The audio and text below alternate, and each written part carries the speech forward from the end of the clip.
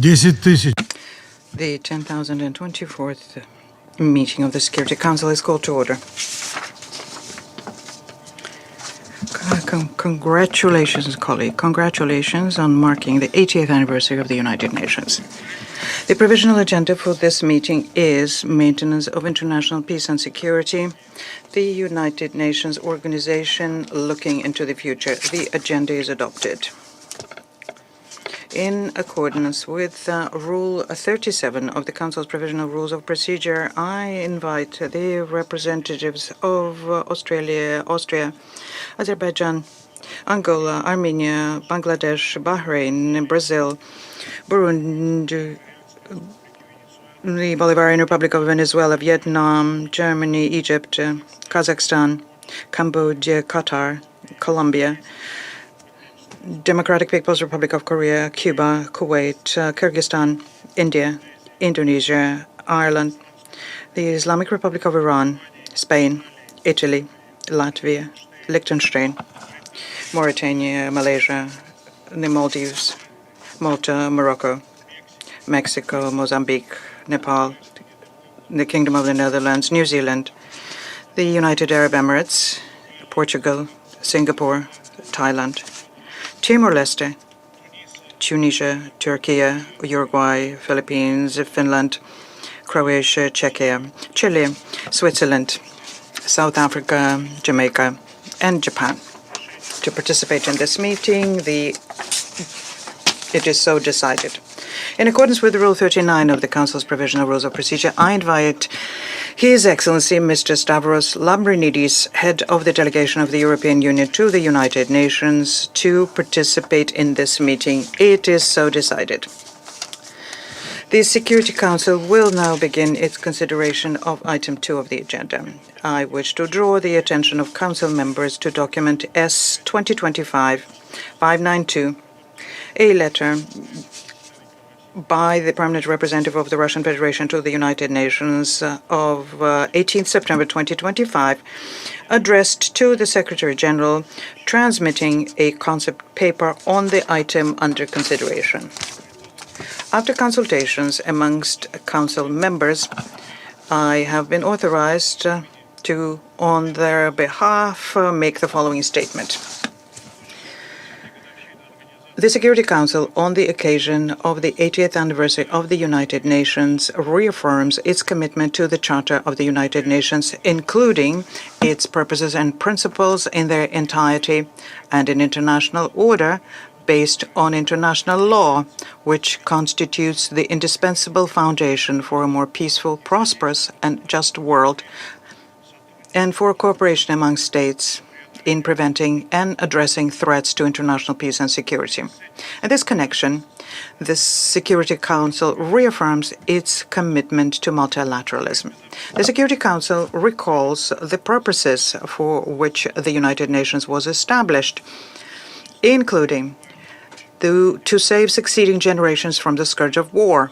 It acknowledges the complexity of challenges and threats to international peace and security, and stresses the need for comprehensive responses to address them in accordance with the Charter of the United Nations, including by promoting peaceful settlement of disputes.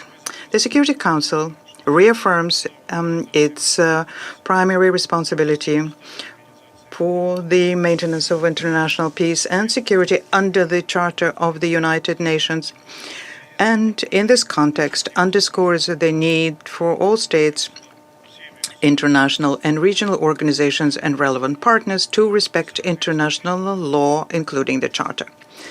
The Council acknowledges the vital role of the United Nations peacekeeping operations and special political missions in the promotion and maintenance of international peace and security.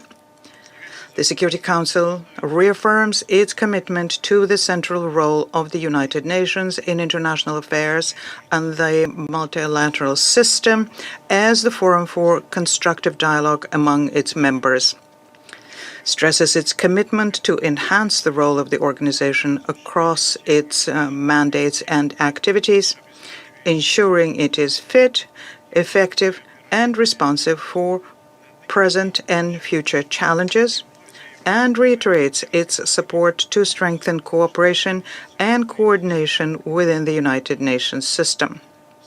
The Security Council recognizes the positive contribution of the United Nations over 80 years to upholding the Charter of the United Nations and reiterates the importance of the activities of the organs and agencies of the United Nations being undertaken in accordance with the Charter. The Security Council underlines the important role of regional and sub-regional organizations and arrangements with regard to maintaining international peace and security consistent with Chapter 8 of the Charter of the United Nations and its purposes and principles, and welcomes cooperation with them.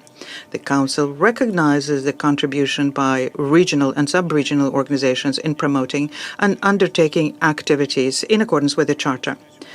The Security Council, guided by the general interest of humanity, stresses its determination to uphold the Charter of the United Nations in all of its activities and its commitment to working closely with all relevant partners to ensure a full, effective, and consistent implementation of the Charter as an indispensable tool in the maintenance of international peace and security.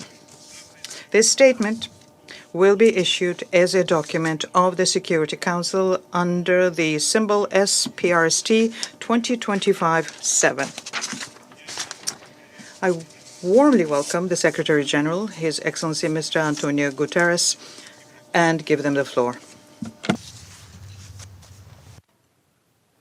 Excellencies, greetings from Hanoi. We meet today on the 80th anniversary of a body that has shaped the United Nations and the course of history.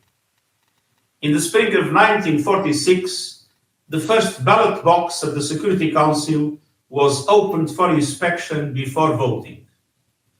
To everyone's surprise, there was already a slip of paper inside. It was a message from the box maker, a local New York mechanic named Paul Antonio. He wrote, and I quote, "May I, who have had the privilege of fabricating this ballot box, cast the first vote. May God be with every member of the United Nations organization, and through your noble efforts bring lasting peace to us all over the world." End of quote. The humble note reminds us why the Security Council exists: for people. Sincere, hopeful people who, for the last 8 decades, have placed their trust in this institution to save them from the scourge of war. The privilege to sit at this table carries a duty, above all, to honor the face of those people and to channel the resources so often spent on war to the causes of development and peace. On many pivotal occasions, this Council has delivered on that task.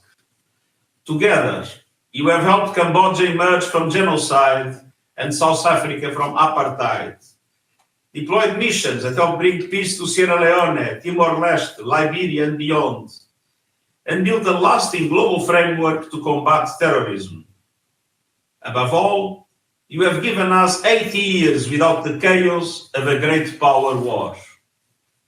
The Council is a vital necessity and a powerful force for good. But at the same time, its legitimacy is fragile.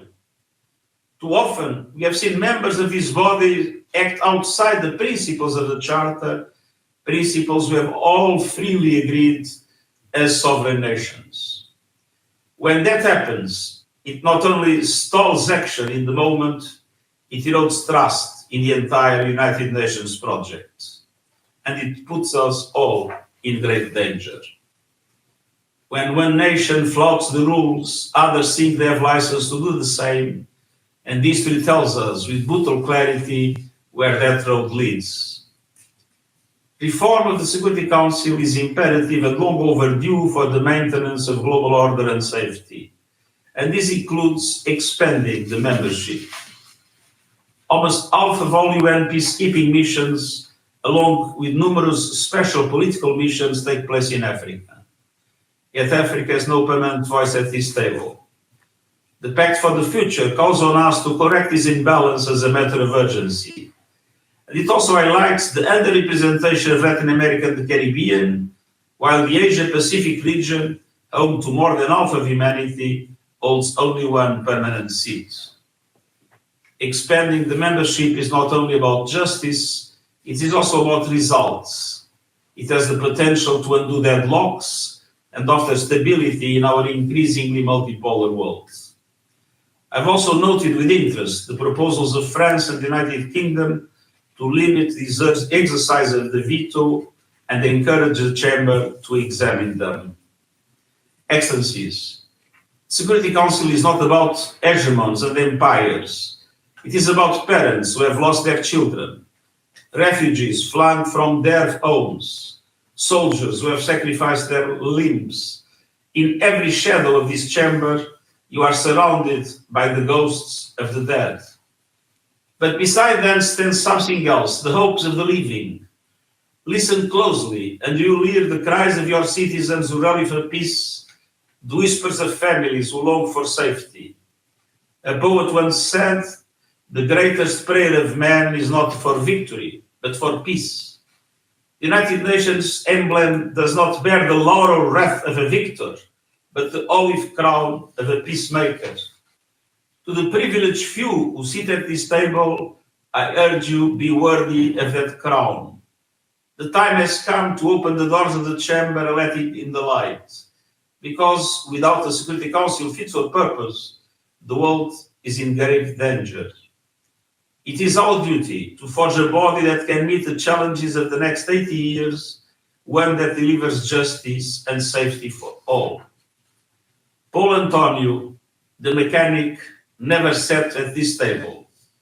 He never gave a speech or signed a treaty, but he believed in everyone here. He believed in you. I urge you, honor that trust. Make this chamber worthy of the hopes of every man, woman, and child, and I thank you. I thank the Secretary General for his briefing. I shall now make a statement in my capacity as a representative of the Russian Federation. Dear colleagues, exactly 80 years ago, on October 24th, 1945, the Charter of the United Nations entered into force. This document laid the foundation for the modern global order, enabling not only to turn the page on the most destructive war in human history, but also to prevent, at least to date, a repetition of such a horrific tragedy. The UN Charter was a result of a collective determination by states and future generations to set aside ideological differences and agree on the principles of international cooperation based on equality and justice without the dominance or hegemony of any state or group of states. Since then, the United Nations has come a long way. Under its auspices, the process of decolonization was carried out, and this resulted in the independence of more than 80 former colonies. The UN actively contributed to the development and codification of international law. One of its most important tasks has become peacekeeping operations, which embody directly the international community desire to assist those who are in need, to help resolve local conflicts and prevent their escalation. Over the years, the UN has also provided humanitarian assistance and promoted sustainable development. Its mandates and area of activity have expanded. Most importantly, it has remained a unique and irreplaceable platform for dialogue and cooperation among all member states, large and small, rich and poor, strong and vulnerable. Over the past 80 years, the UN has seen both successes and failures, both highs and lows. In our view, the greatest disappointment is the unresolved issue, perhaps the oldest one on the UN agenda, the issue of Palestine. Despite all efforts, we have yet to achieve the creation of an independent Palestinian state, the return of Palestinian refugees, and the establishment of peace in this long-suffering land. It is crucial not to allow that this prospect be erased and replaced by other schemes which deprive Palestinians of their own state. A serious test for the UN and the entire system of international relations came with the end of the Cold War. Instead of using the end of the ideological and military confrontation between two blocs to build a truly equal system of international relations as provided for in the Charter, certain players assumed the role of global rulers, policemen and judges, attempting to impose a unipolar world and order based on rules that they themselves define, rules that they sought to substitute for international law. Systematic and blatant violations of the principle of sovereign equality of states have steadily undermined faith in justice and led to crises and conflicts. In an effort to maintain its waning influence, the West divided the world to us and them, democracies and autocracies, a group of those who are chosen and those who are violating their imposed order. As a result, unfortunately, many of the principles enshrined in the UN Charter remain only on paper. The collective West has to date not abandoned these approaches, which provoke new conflicts and instability. NATO countries did not stop at the illegal bombing of Yugoslavia and have steadily shifted the overtone window towards normalizing the use of force and interference in the internal affairs of states. From the invasion of Iraq and the orchestration of color revolutions to the recent bombings of Iran, they have been justifying their criminal acts by fighting dictatorships, terrorism, and ephemeral threats. But in reality, these adventures every time resulted in tragedies for millions of people and new hotspots of instability, robbing people of hope for justice and a better future. And of course, violations of the UN Charter and other norms of international law directly affect the role of the UN. Its authority, adaptability, and legitimacy have been repeatedly tested. Trends of bloc confrontation, double standards, even worse, and selective interpretation of Charter principles, prioritization of Charter principles have re-emerged. There have also been increasing attempts to undermine the intergovernmental nature of the UN by imposing the participation of non-governmental actors whose opinions some countries, in violation of the Charter, try to equate with those of states. However, it is becoming increasingly clear that all Western efforts to turn back time, to entrench their global hierarchy, to erase and rewrite the agreements made by the UN founding fathers 80 years ago, are facing growing resistance from the global majority. There is a growing demand for genuine multilateralism and equitable cooperation based on considering of the interests of all stakeholders. The regional organizations, their positions such as BRICS and SCO are gaining irreversible momentum. They are built on principles of unity and mutual benefit. And this fundamentally new atmosphere gives us hope that we can avoid a new global confrontation. Hope that instead of blatant double standards and open interference in the internal affairs of other states, we will see respect for the principles of the UN Charter in their interconnectedness, that there will be a rejection of hate speech and intolerance, and that we will get to genuine respect for human rights, rather their politicization or having them used as tools of pressure and interference. And in this context, we see no alternative to measures aimed at restoring trust and building international dialogue based on the UN Charter, with the central coordinating role being played by the UN, which must be given a new impetus. It is our shared responsibility to prevent further deterioration of the international situation, which exponentially increases the risk of escalation with all of its consequences. This must be done for the sake of future generations. But first, as in the past, we must reaffirm consensus on the basic parameters of international cooperation. In this regard, We are very pleased with the statement I delivered earlier today, the statement which was prepared at the initiative of the Russian Federation, the statement by the President of the Security Council on the occasion of the UN 80th anniversary. It is important that in this document, Council members reached consensus on the need to fully implement the goals and principles of the UN Charter in their entirety, as well as to respond comprehensively to threats to international peace and security, which must include addressing the root causes of international differences. We thank to all Security Council members for supporting this Russian initiative and for their constructive contributions during the document's coordination. The challenges of our time cannot be overcome without involving the UN as a unique coordinating mechanism for finding collective solutions. Restoring trust in the UN can be achieved only through good faith negotiations and implementation of intergovernmental decisions, through adapting the UN system to changing realities with the leading role played by member states. And that is why the Secretary General's Antonio Guterres' UN 80 initiative must be carried out under close national oversight and in full accordance with UN resolutions and decisions. It is vital to ensure at the same time that the prerogatives of Security Council are not called into question. After all, it's the Council that under the Charter bears primary responsibility for maintaining international peace and security. Only by adhering to the UN Charter can we transition as painlessly as possible to genuine and effective multilateralism, which will benefit all nations.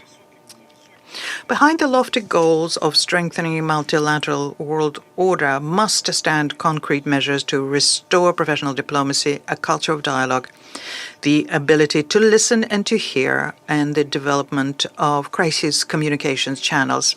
And we have a basis, a foundation for that, and it's the charter of our organization. If all states, without exception, will follow its spirit and letter, fulfilling all of its provisions, not just those that they find convenient, then the United Nations will be able to overcome current disagreements and reach common ground on most issues. We invite interested partners to engage in a candid discussion and vigorous work that will lead us to tangible results in the interest of global peace and the prosperity of all humankind. I now resume my function as President of the Council, and I now give the floor to the representative of Guyana.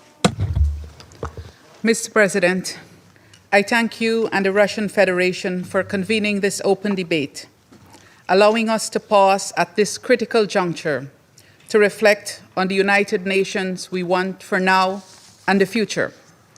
I also thank Secretary General Guterres for his briefing and reflections, which are a vital contribution to our discussion today. Your calm and decisive leadership, Secretary General, has been invaluable as we navigate the challenges facing the United Nations today.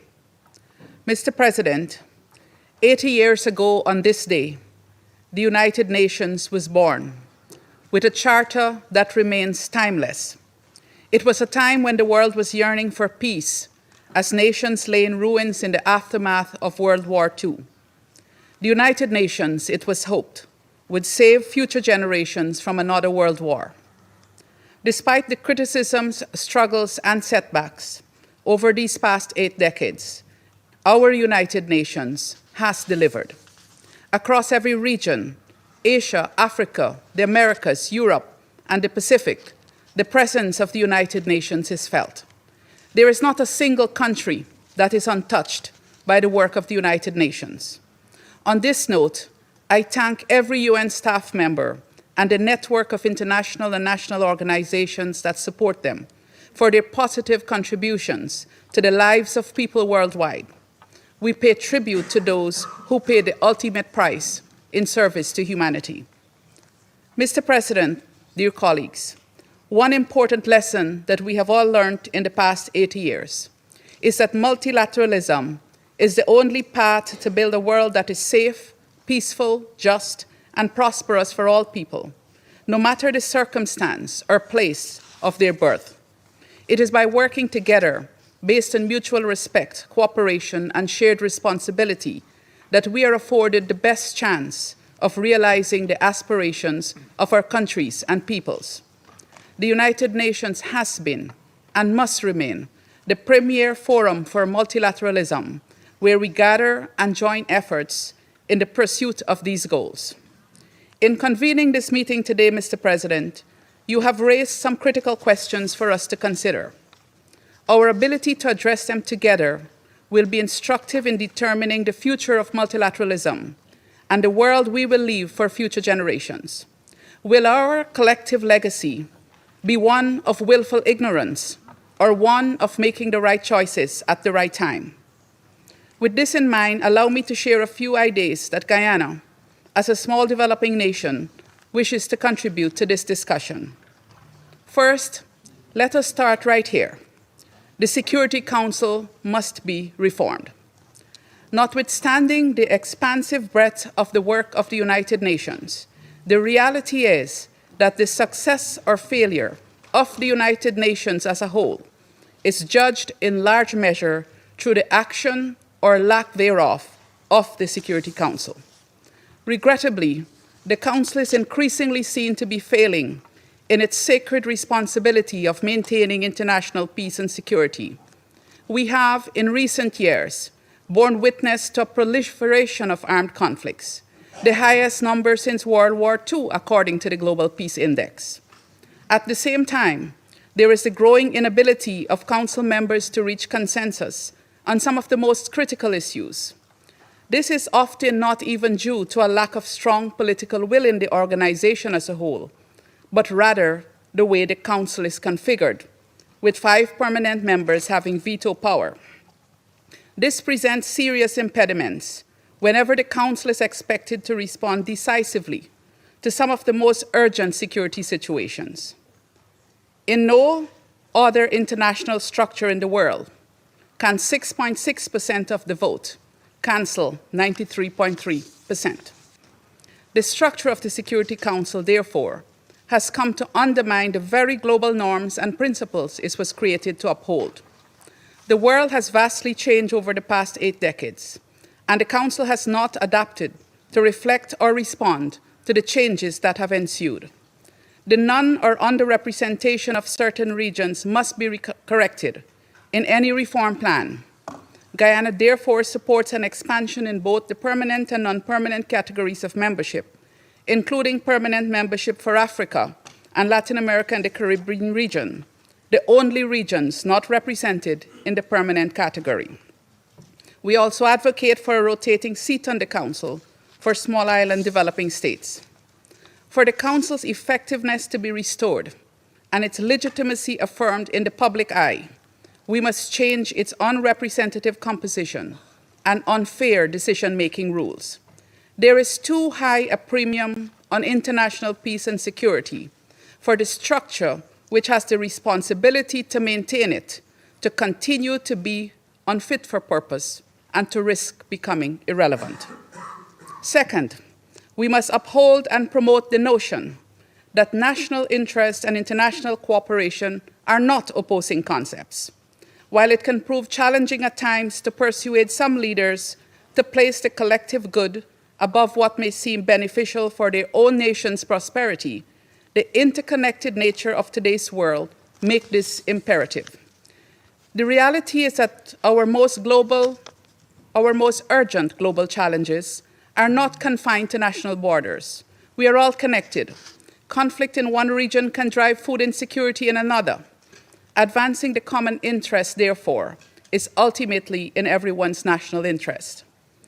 While some of the mechanisms for international and regional cooperation have underperformed in their effectiveness, we cannot afford to retreat. It is we, the international community, that can make them effective. Harnessing global trade, responding to climate change, addressing terrorism, and adjusting to rapid technological development require collective efforts and strong partnerships. Third, we must address the organization's financial strains. The UN80 initiative put forward by the Secretary General, if implemented as envisioned, will reduce overlapping mandates, redundancies in the system, and eliminate inefficiencies. A nimbler UN means a UN that can more effectively respond to global challenges. Yet, we must recognize that what we are asking of the United Nations in 2025 is a far cry from what was envisioned in 1945. So, with the growth and expansion of the organization, based on the mandates that we have created, so too must be our contributions. Each member state must meet its financial obligations. Likewise, we must also be responsible and realistic in creating and maintaining mandates. The UN cannot always be everything to everyone, but we must never fail those who are most in need. Mr. President, in closing, 80 years ago, when our forefathers were faced with a planet shattered by war, their wise actions led to the creation of a system that has done incalculable good. We are now facing a new, if not equally critical moment, and many have concluded that if the United Nations did not exist, we would have to create it. So let us together recalibrate on the strong foundation bequeathed to us and build a United Nations that is fit to respond to the realities of the 21st century. And if ever we tire of this undertaking, let us remember that the United Nations is us, and we are the United Nations. Happy United Nations Day. I thank you. I thank the representative of Guyana for a statement. I now give the floor to the representative of Denmark. Thank you, President, and thank you, Secretary General, for your powerful words.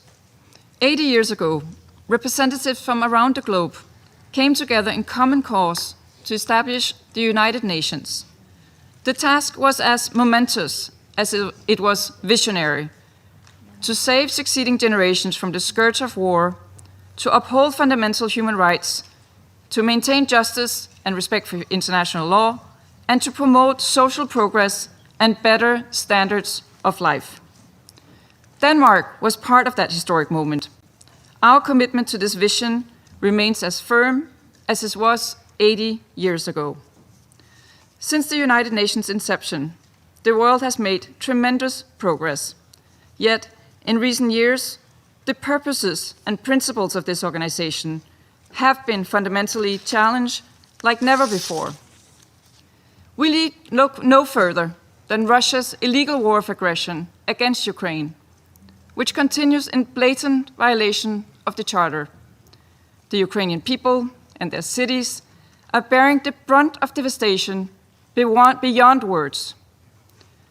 At the same time, the political and economic repercussions of this war echo across the world, with developing countries far away from the European battlefield paying an unjustifiably heavy price for this war. However, we should not let this hypocrisy detract from this opportunity to reflect on and strengthen this organization. Mr. President, the United Nations has never lacked in blueprints or in frameworks for action. Throughout history, it has consistently adapted to changing realities. Today's context is no different. We have the Sustainable Development Goals, a universal call to action to ensure peace and prosperity. We have the Pact for the Future, a bold and ambitious design to revitalize global governance. And we have the UN 80 Reform Initiative, a necessary and timely effort to ensure that we remain fit for purpose. What is needed now, as ever, is implementation. As a Council, we must also reflect on our ability to fulfill our mandate, to ask ourselves, where are we succeeding, and where and how are we failing? Too often, we have been unable to act to alleviate immense suffering due to the veto. We must ensure that the veto never stands in the way of action to prevent and to end atrocity crimes. If the Security Council fails to act, the General Assembly must step up and take action. Mr. President, the killings, suffering, and injustices in Gaza, Ukraine, Sudan, and beyond are stains on our humanity. Our collective inability to halt them, a damning indictment on our mandate. However, we must remain undeterred. We must work harder to sustain and strengthen the instruments and mechanisms we have built over the last 80 years. To Denmark, this includes upholding international law and ensuring that human rights underpin the work of the entire UN system in line with the Secretary-General's call to action for human rights. It also includes maintaining our unwavering support for the ICJ and the ICC as core international justice institutions and listening to the voices of civil society. Around this table, it means using the tools already at our disposal. Tools such as establishing investigation into disputes, the bold and forward-leaning use of good offices and mediation, horizon scanning initiatives, and early warning mechanisms. Finally, Mr. President, we should not lose sight of the fact that core to the United Nations mission is its people, the humanitarians on the ground, delivering aid to those in need, the peacekeepers, protecting civilians in conflict. Their work does not grab headlines. It is often behind the scenes, but it is crucial. Equally crucial is the person who leads them. The selection of the Secretary-General is much more than filling a position. It is perhaps the most consequential act this Council will make in the next year. How we come to that decision is also important. It must be transparent and inclusive, building on the important progress made in 2015. After 80 years, it is long past time for a woman to be at the helm of this organization. In closing, let us recall that each of us had undertaken a solemn commitment to uphold the UN Charter, to promote and defend its principles, its purposes, and its values. On this 80th anniversary, let us not only recommit to these principles and values today, but to take concrete steps to implement them. I thank you. I thank the representative of Denmark for her statement. I now give the floor to the representative of the United Kingdom. Thank you, President. I thank the Secretary-General for his powerful briefing. Colleagues, as we reflect on the UN's 80th year, there is much to commemorate. No international organisation in history has done more to lift people out of poverty, eliminate disease, respond to natural disasters, uphold human rights, and prevent conflict. The United Nations has maintained ceasefires, secured peace deals through its good offices, and helped support states on everything from state building to demining to conducting elections. It has facilitated the adoption of nearly 30 disarmament treaties and has provided humanitarian assistance to more than 100 million people each year, from Palestine to Sudan to Myanmar.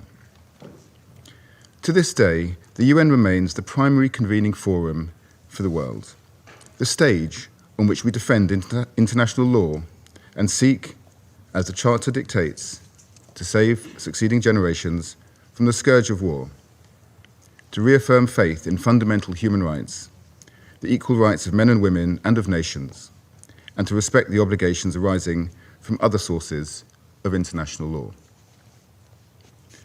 The UN's founding purposes and principles are as essential today as they were 80 years ago, and we must collectively uphold them. We must also seize the opportunity of the Secretary-General's reform initiative to refocus the organisation and bolster the UN's impact. UN80 must result in a stronger, more effective UN, better able to support governments in tackling the challenges we face today, including complex conflicts, development, and the climate and nature crisis. The UK also believes the Security Council should be reformed to make it more representative of the world today. We support reform to both permanent and non-permanent membership. This includes permanent membership for Africa, plus permanent seats for Germany, Japan, India, and Brazil. Colleagues, since the very beginning, the UK has been committed to supporting the UN and its Charter. The first ever meeting of the Security Council was convened in London in early 1946. It is because of this very commitment that we must highlight the hypocrisy of the Russian Federation positioning itself as a champion of the Charter. It does this while continuing to disrespect the principles of the sovereign equality of states and flagrantly contravening the prohibition on the use of force against the territorial integrity of another state. This makes a mockery of the very platform we have been given in the Security Council to uphold international law and to maintain peace and security. Russia's invasion of Ukraine, the actions of its shadow fleet, and its malign activity targeting a wide range of states all raise serious concerns about its adherence to the very charter it seeks to celebrate today. Colleagues, to be unequivocally clear, all states have an obligation to act in full compliance with the UN Charter. It is only through a collective commitment and adherence to the Charter that we will learn from the horrors of the past to prevent and resolve conflicts now and for the next 80 years and beyond. I thank you. I thank the representative of the United Kingdom for his statement. I now give the floor to the representative of the United States. Thank you, Mr. President, and thank you, Secretary General Guterres, for your briefing. We appreciate the opportunity to discuss this important topic, the vision for the UN's future. The United States played a leading role in the founding of the United Nations. For 80 years, the United States has actively worked in the United Nations to promote the cause of peace after an era of devastating conflicts. Mr. President, this 80th anniversary is an opportunity to reflect on what the UN has become. I recall the words of former UN Secretary General Dag Hammarskjöld. The United Nations was not created in order to bring us to heaven, but in order to save us from hell. We should remember those words as we think about the way forward. The UN of today is no longer guided by this founding mission and has lost its way. The UN is incapable of addressing the wars that still rage on in multiple continents. It has become a bloated bureaucracy, weighed down by inefficiency, excessive spending, and lack of accountability. It has become a forum for the propagation of divisive ideologies that undermine national sovereignty and stir controversy rather than bring member states together to address issues of common concern. Colleagues, this Council must also take action to more effectively fulfill its original purpose. In this regard, the United States took note of the President's comments in his national capacity, and we do express appreciation for their collaboration in helping to protect the prerogatives of the Council.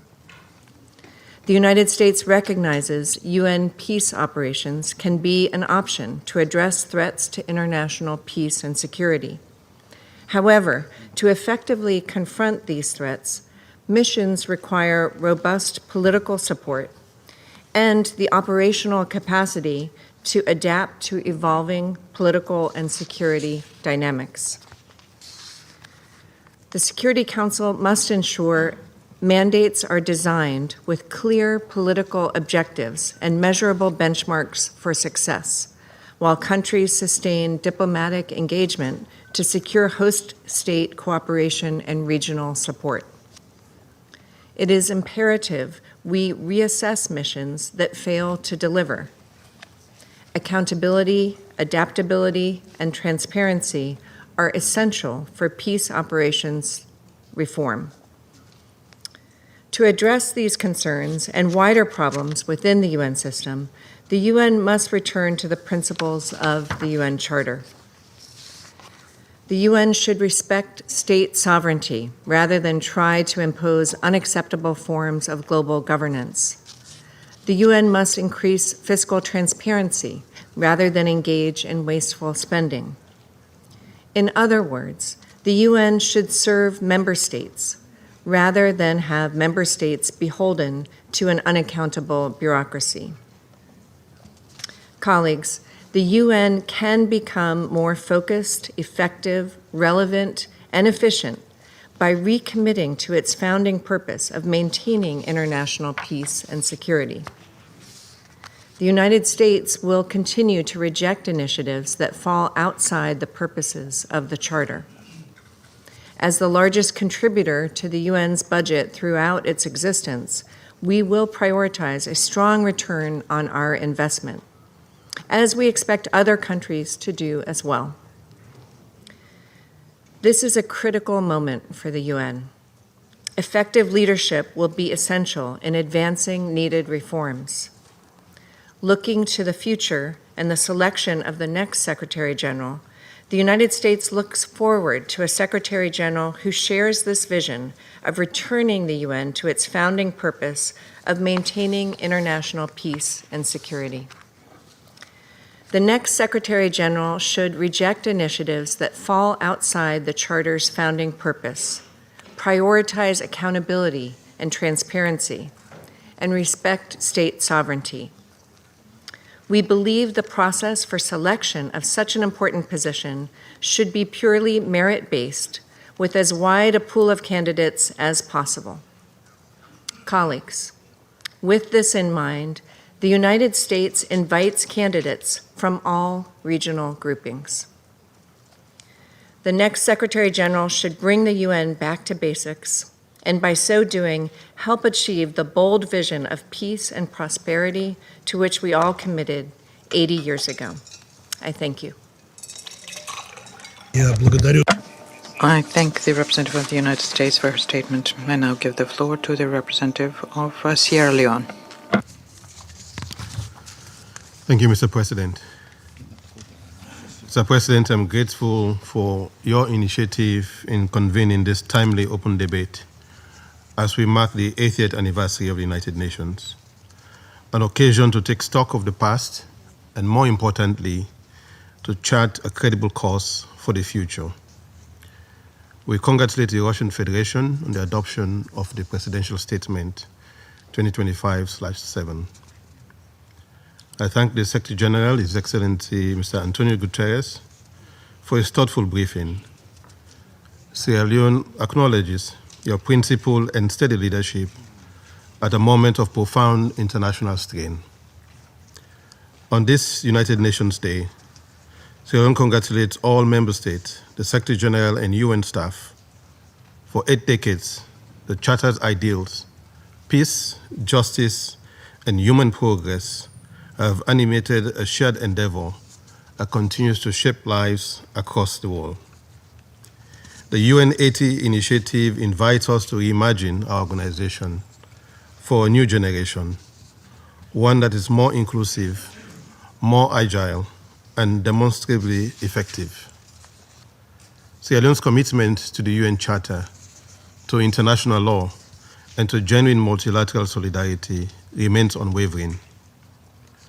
We recall with pride our admission in September 1961 as a 100th member state. For a newly independent state, joining the United Nations was not a mere symbol.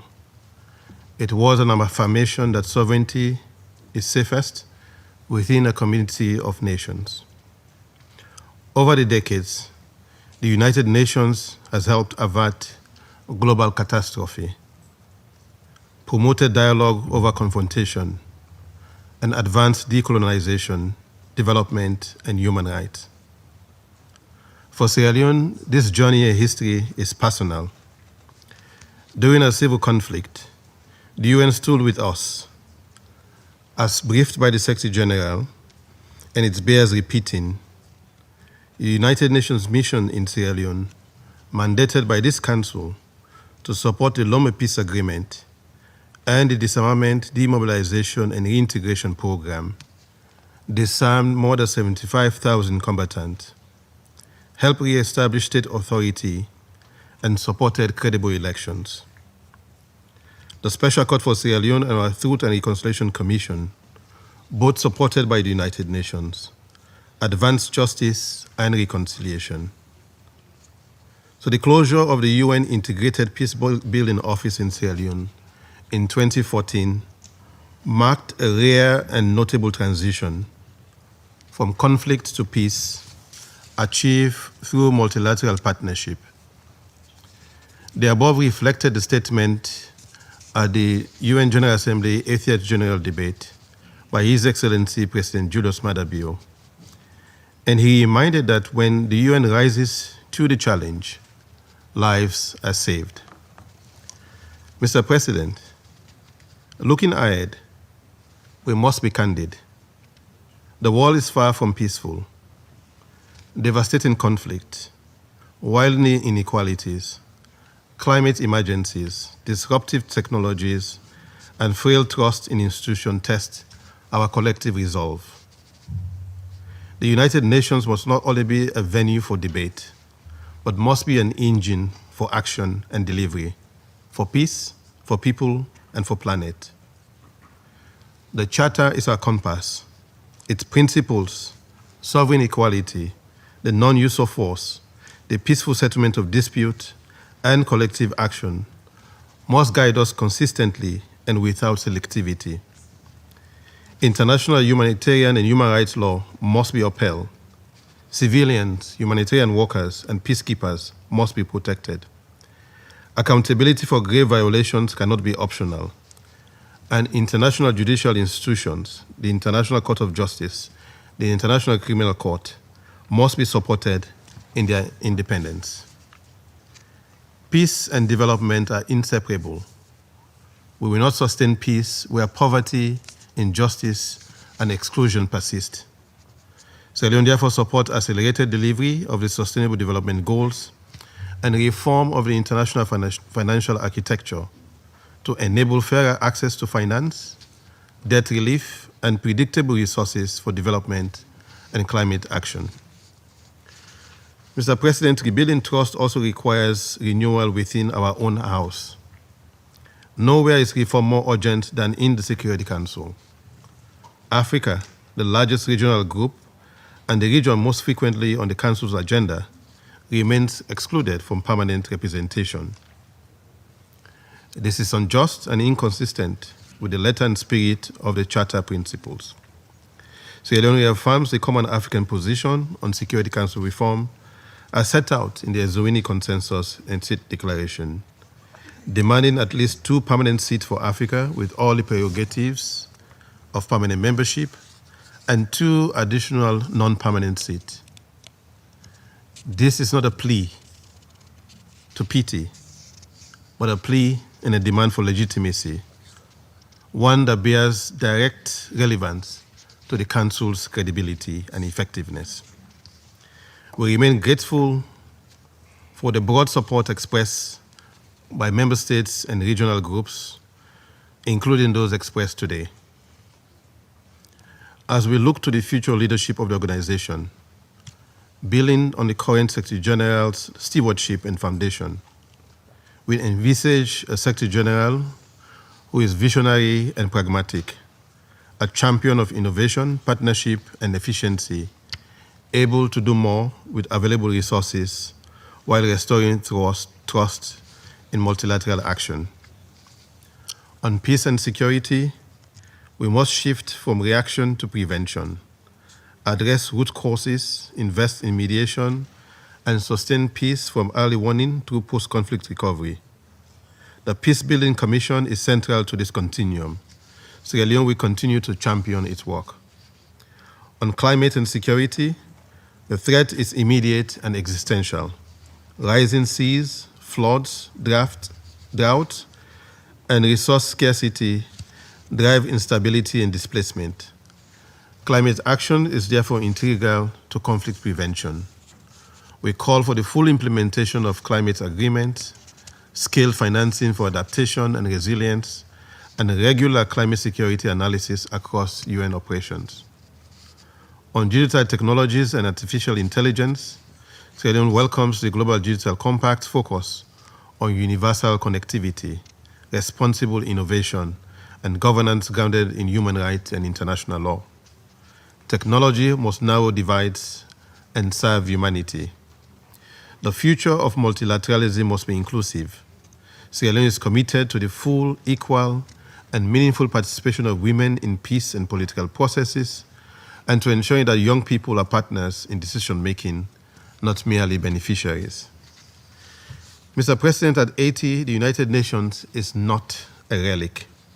It is a living instrument capable of renewal. The UN 80 initiative should not be ceremonial.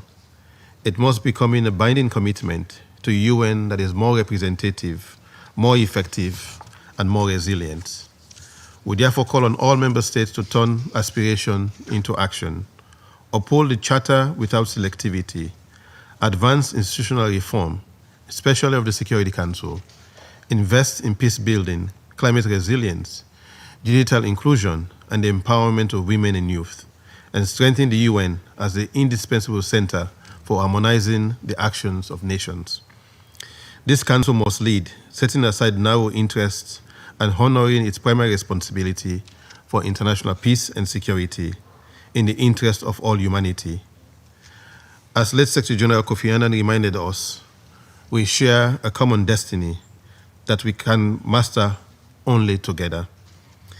In honoring the Founders' vision and the commitment, the Pact of the Future, let us renew our resolve to save succeeding generations so that the United Nations of tomorrow is stronger, fairer, and more united than the one we inherited.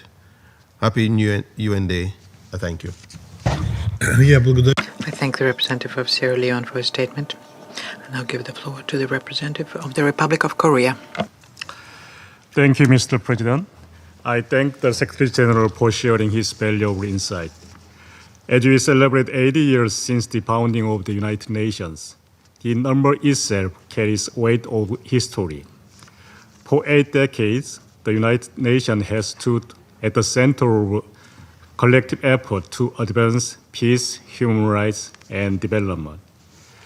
This is essentially meaningful for the Republic of Korea, as our modern history has been inseparable from that of the United Nations.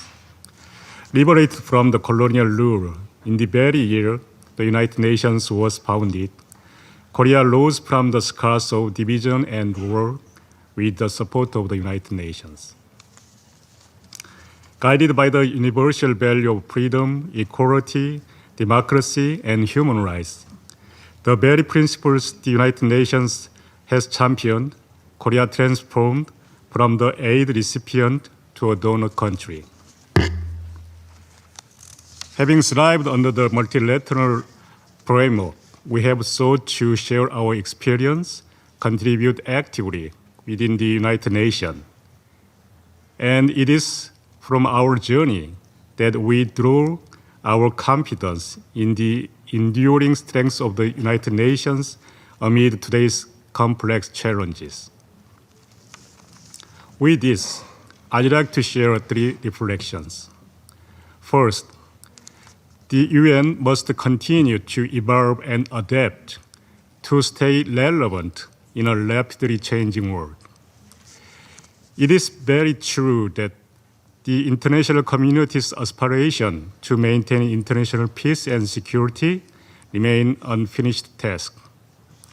While the United Nations continue to address traditional challenges such as preventing, resolving conflict, promoting human rights, upholding international law, and fostering sustainable development, now it faces new, complex, emerging threats. To stay effective, the United Nations must move beyond, as focusing on tasks, taking concrete action. Today's emerging challenges, from artificial intelligence, cyber tools, disinformation, and climate-related risks, are reshaping the very nature of peace. The Security Council, in particular, have both responsibility and the potential to address these new security threats.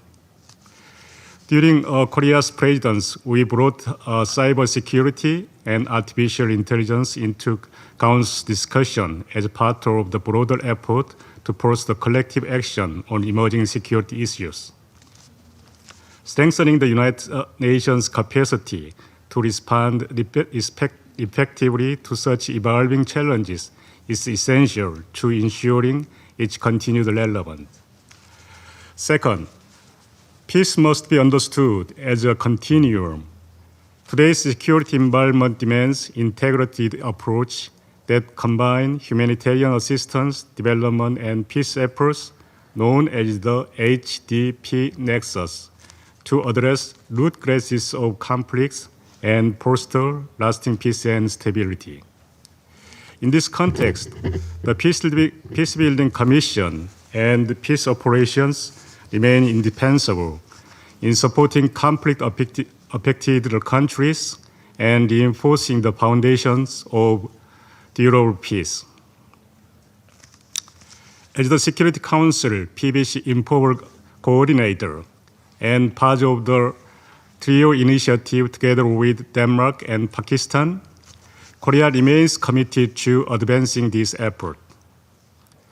Peace must be also inclusive, built on the meaningful participation of women, youth, and civil society, which forms the foundation of the peace that is shared and sustained by all.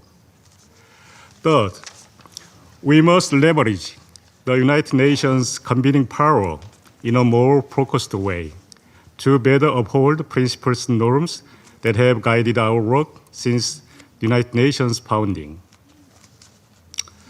For the past 8 years, the UN has built a unique legacy of addressing global challenges by bringing together diverse stakeholders, including 193 member states, international and regional organizations, and civil society. This remains the United Nations' greatest asset. To make this strength more effective, the United Nations must not remain a talk shop, but act as a body capable of translating dialogue into action and result. In this respect, the Pact for the Future, with its 56 actionable commitments, set a clear path to modernize multilateral governance and reinvigorate the United Nations' purpose. It must be implemented in a way that gives the text real meaning in practice. Equally important are the principles enshrined in the UN Charter, which remains essential for addressing today's global crisis. Our challenge is not to design new systems, but to adhere to these principles more faithfully, such as the peaceful settlement of dispute, respect for the sovereignty, the responsibility to protect human rights, and responsible use of the veto power. Indeed, many of today's challenges stems from neglecting this very norm. It is time to return to upholding the value frameworks that we've advanced through 8 decades of collective efforts. Mr. President, the United Nations does not exist merely to mirror the world as it is. It exists to inspire the world as it could be. The United Nations' next chapter will depend on our collective resolve to renew its purpose, keep its principles at the heart of our work.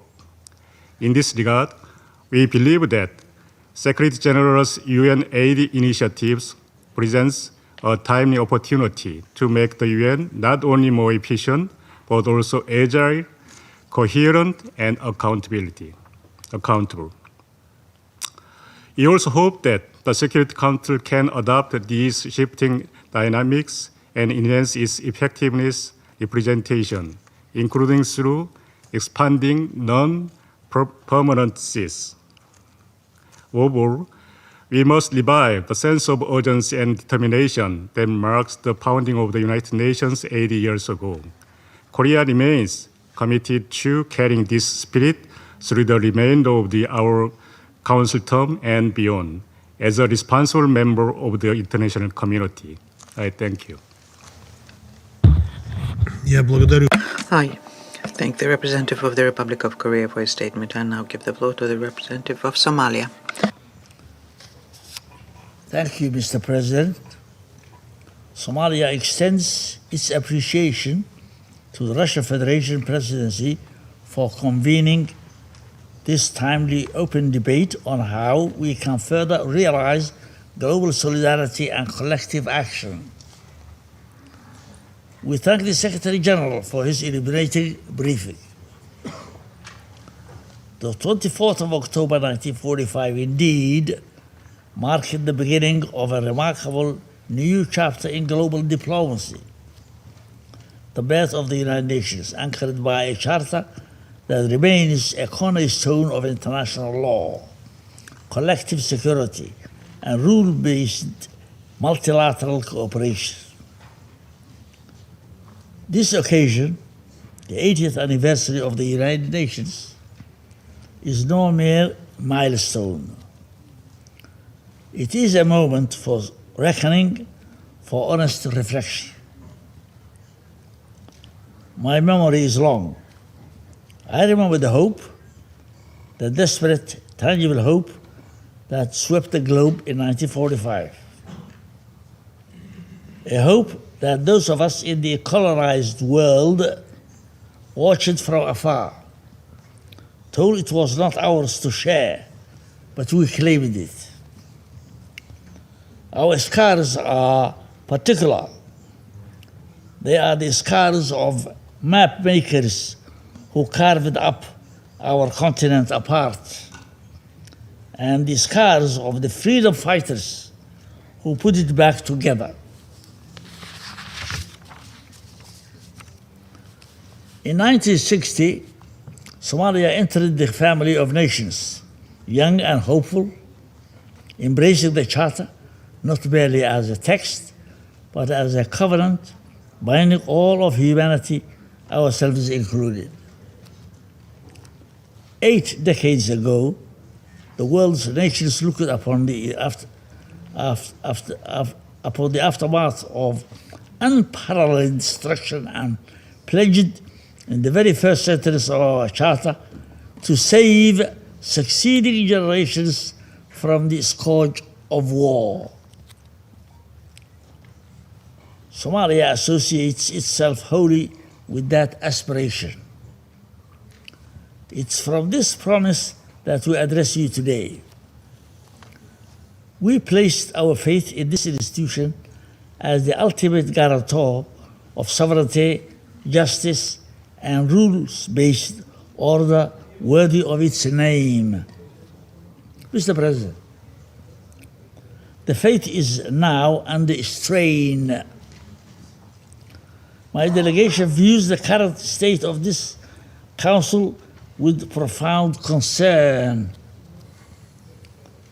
The ongoing conflict in Gaza is a stark testament to our collective shortcomings. When the Security Council stands paralyzed in the face of such human suffering, it does more than forfeit its mandate. It undermines the very foundation of the Charter.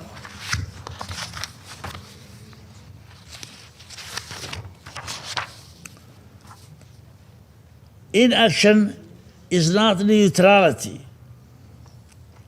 Inaction in the face of atrocity is complicity.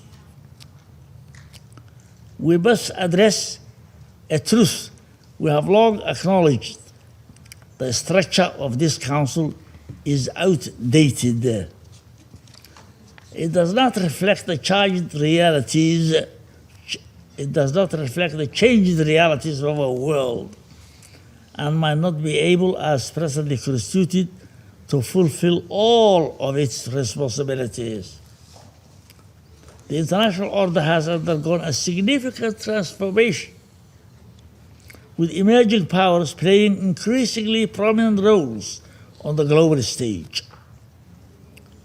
As we confront a spectrum of modern challenges, from terrorism to cyber warfare, it's imperative that our security architecture responds with inclusivity, effectiveness, and a renewed sense of legitimacy.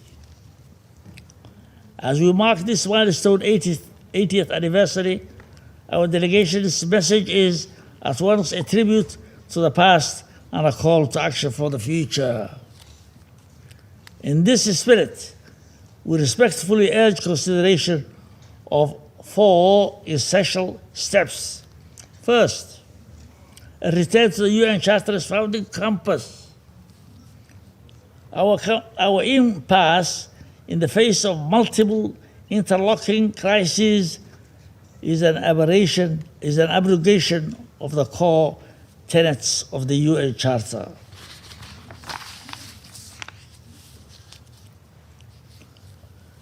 The Security Council must act resolutely in the face of human suffering. We must seek a renewed commitment to peaceful dispute resolution as mandated by the Charter and embrace the ideals of cooperation, multilateralism, and a renewed spirit of unity in the Security Council. Second, together with the African Union, Somalia calls for comprehensive reform of the Security Council, including expansion in both the permanent and non-permanent categories.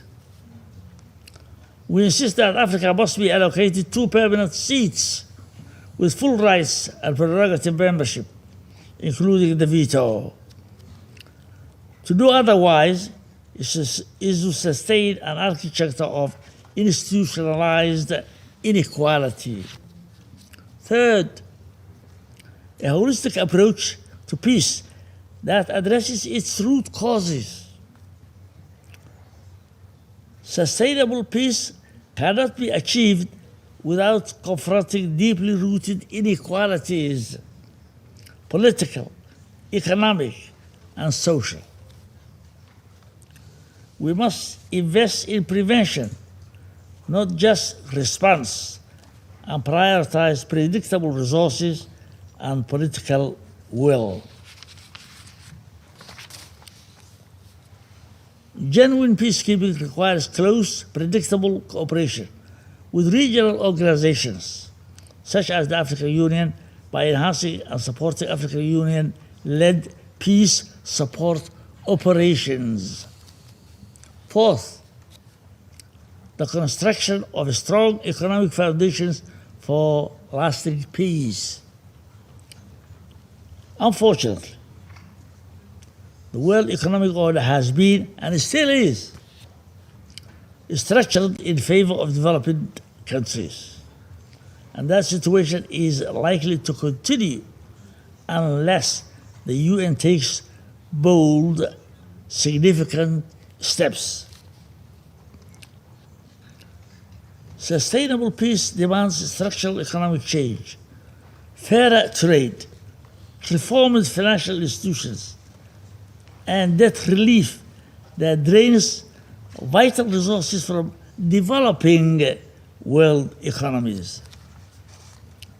Institutions like the World Bank and the IMF operate under structures that marginalize developing countries. If we desire progress, these structures must change so that those most affected finally have a voice in shaping their destiny.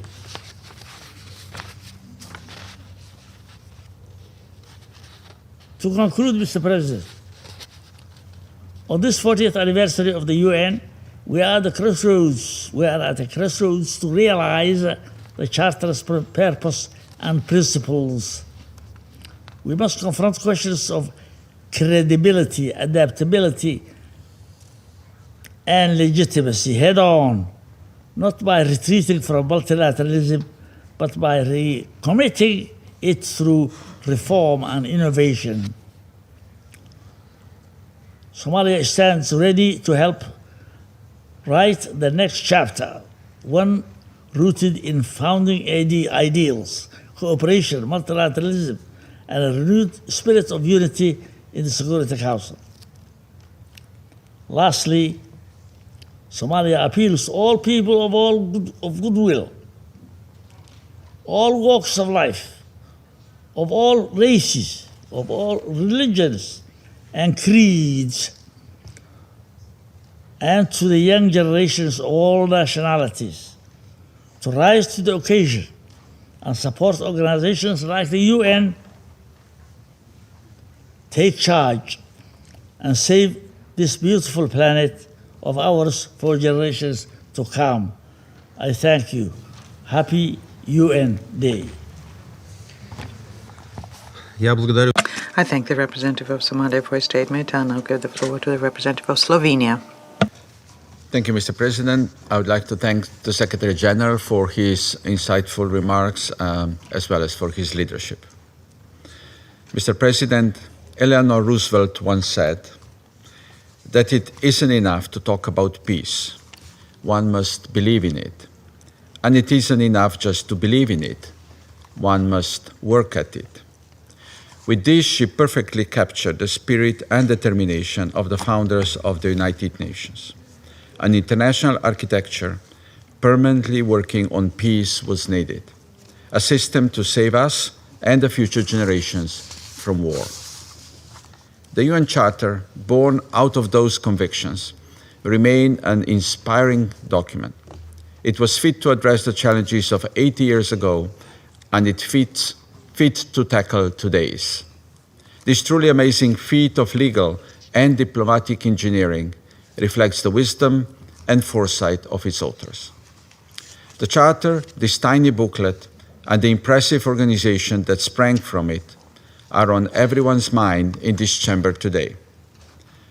While the horrors of the world wars dictated a new approach to international relations, they also taught us that humanity could only be saved from the scourge of war if human rights are respected and protected, if dignity of every person is upheld, if international obligations are honored, if better standards of life are attainable, and if there is freedom for all.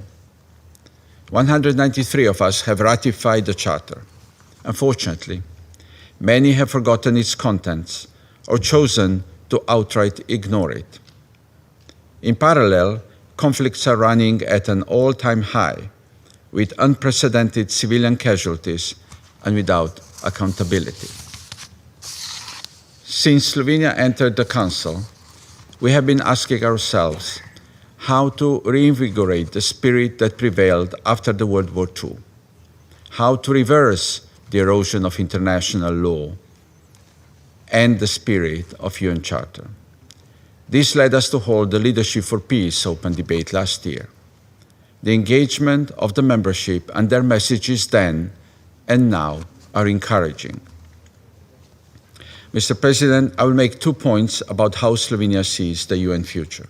Firstly, the achievements of the past must be protected. Peace and cooperation are not a given. We must work for them each and every day. We also need to give credit where credit is due. We should not forget the remarkable accomplishments the UN has delivered throughout the decades: the progressive development of international law, deployment of peacekeeping operations, delivery of life-saving humanitarian aid, prosecution of war crimes, fostering sustainable development, combating climate change, and the list goes on. However, the mounting violations of the Charter and the international law in Ukraine, Gaza, Sudan, and elsewhere are putting these achievements at risk. These breaches of international law and the disregard for the protection of civilians in armed conflict, especially women, children, and older persons, threaten to drive our world into disorder and chaos. If we are unable to ensure accountability for the violations of the Charter, the future will indeed be grim. Secondly, this organization must be equipped to recognize and tackle the profound global transformation we are witnessing. Climate change, environmental degradation, and water-related risks can fuel conflicts. Cyber attacks can cripple critical infrastructure and bring whole societies to a standstill. Terrorism continues to threaten the well-being of our citizens.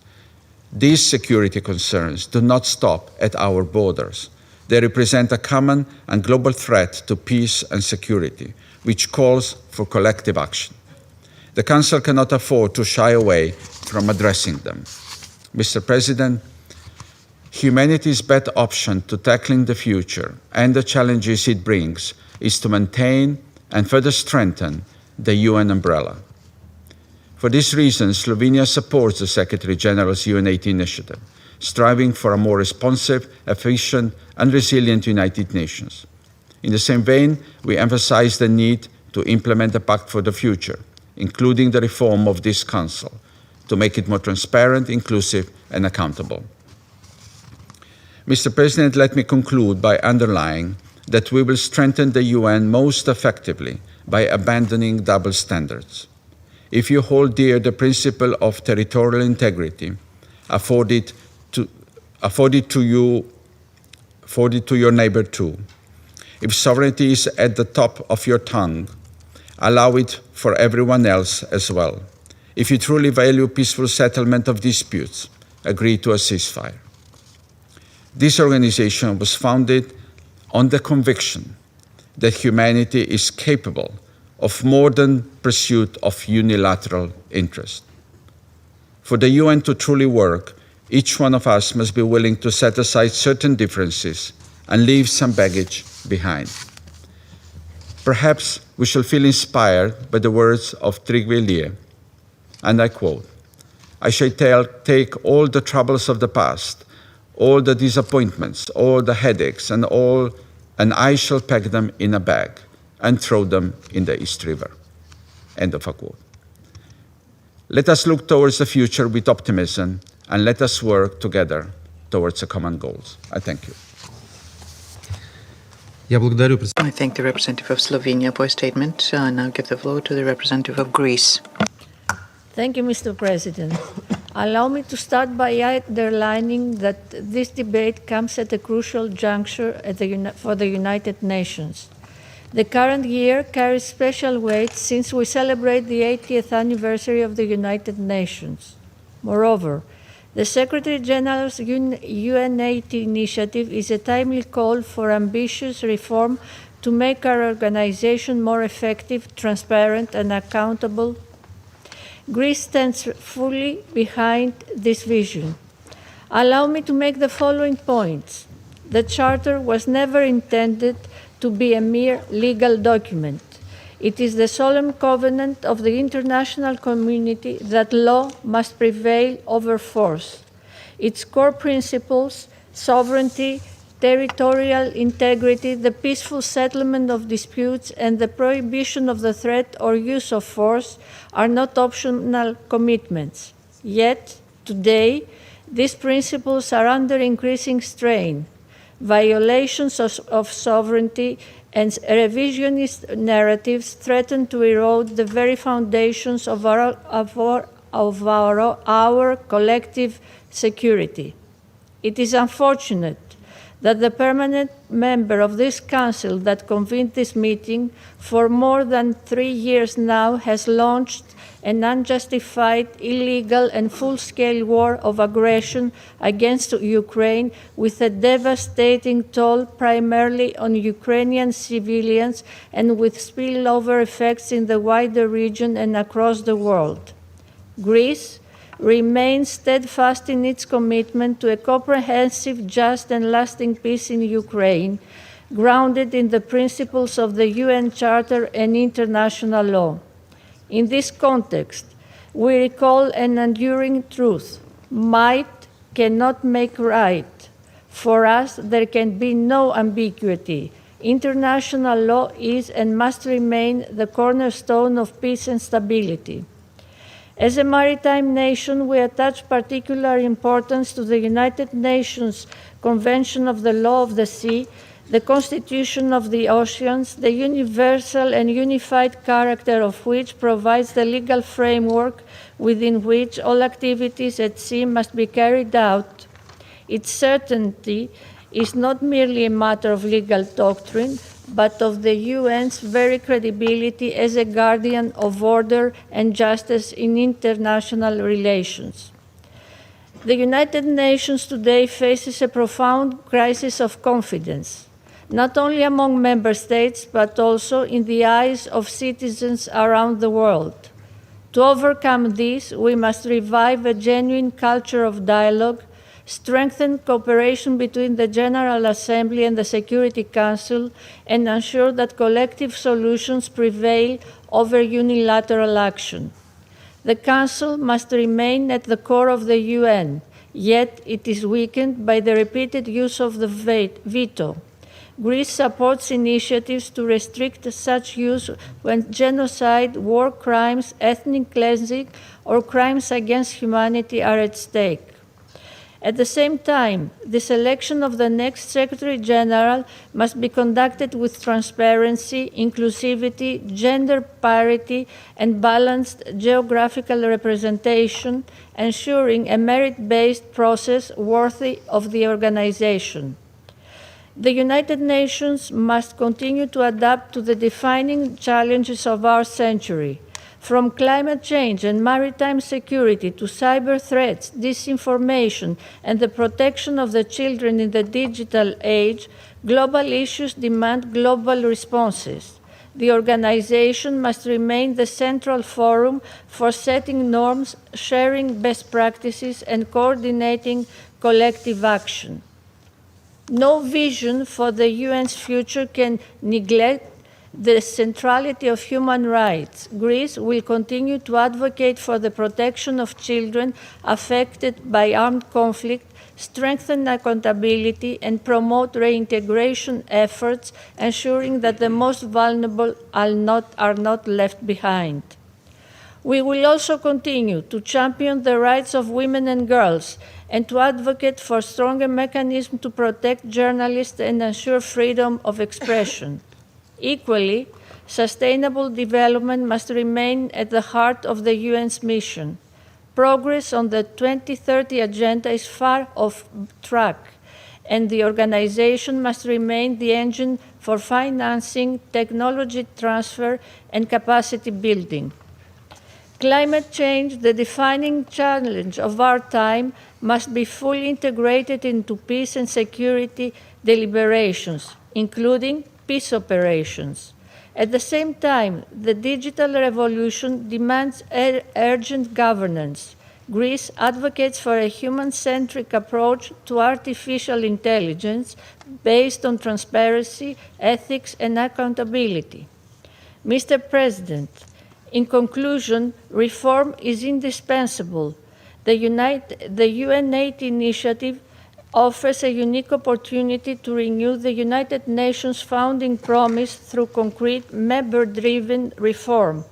Greece fully supports the Secretary General's efforts to modernize the UN's governance structures, strengthen accountability, and streamline cooperation with regional partners. Reform should be about making the UN fit for purpose. I would be amiss if I didn't pay tribute to those men and women who serve under the UN flag and honor the memory of those who have fallen in the line of duty and made the ultimate sacrifice. We thank them. Finally, Mr. President, colleagues, as my Prime Minister told the General Assembly, I quote, "Let us not be the sleepwalkers of our time. For this time there be no way back. Instead, let us prove we have the vision, courage, and resolve to build a world of peace, security, and shared prosperity worthy of the generations to come." Unquote. I thank you. I thank the representative of Greece for her statement. Now give the floor to the representative of France. Merci. Thank you, Mr. President. I would like to thank the Secretary General for his statement, which recall for the Council what our duties and responsibilities are under the Charter. 80 years ago, the Second World War came to an end, and our Charter made the following commitment to the peoples of the world that never again might prevail over right. The United Nations is a foundation of open multilateralism built on universal values and governed by law. The world of 2025 is no longer the world of 1945. We must adapt our organization without betraying its ideals. We live at a time when the most basic principles are being trampled underfoot. In Europe, Russia violates the principles of our Charter. For more than 3.5 years, it has waged a war of aggression against a sovereign state, Ukraine, committing unspeakable atrocities there. We once again call upon Russia to cease this war and uphold the Charter and respect the sovereignty and territorial integrity of Ukraine. Respect for international law is an urgent necessity. It is a condition for a civilized international society and a guarantee of respect for everyone's right. As conflicts spread, violations of international humanitarian law so dangerous and human rights so dangerously flouted in Gaza, Ukraine, and Sudan are multiplying. And this is why France is determined to uphold the role of the International Court of Justice, whose decisions contribute to the peaceful resolution of disputes. We also reiterate our determination to implement the International Humanitarian Law Global Initiative jointly with the ICRC. For the same reason, combating impunity throughout the world is something that should continue. We support the mechanism established for that by the UN, as well as the work done by the International Criminal Court, which is a pillar of the global system of international criminal justice. Mr. President, France believes in the inseparably linked nature of the three missions of the United Nations, equally important under the Charter, namely ensuring international peace and security, promoting human rights, and fostering conditions for sustainable development. Peace and security are at the heart of the Council mandate, and it must fulfill the responsibility. I emphasize today the importance of peacekeeping, which is often unfairly criticized. Everywhere, these missions created by the Council support stabilization and peace processes in Eastern DRC, in the Central African Republic, and elsewhere.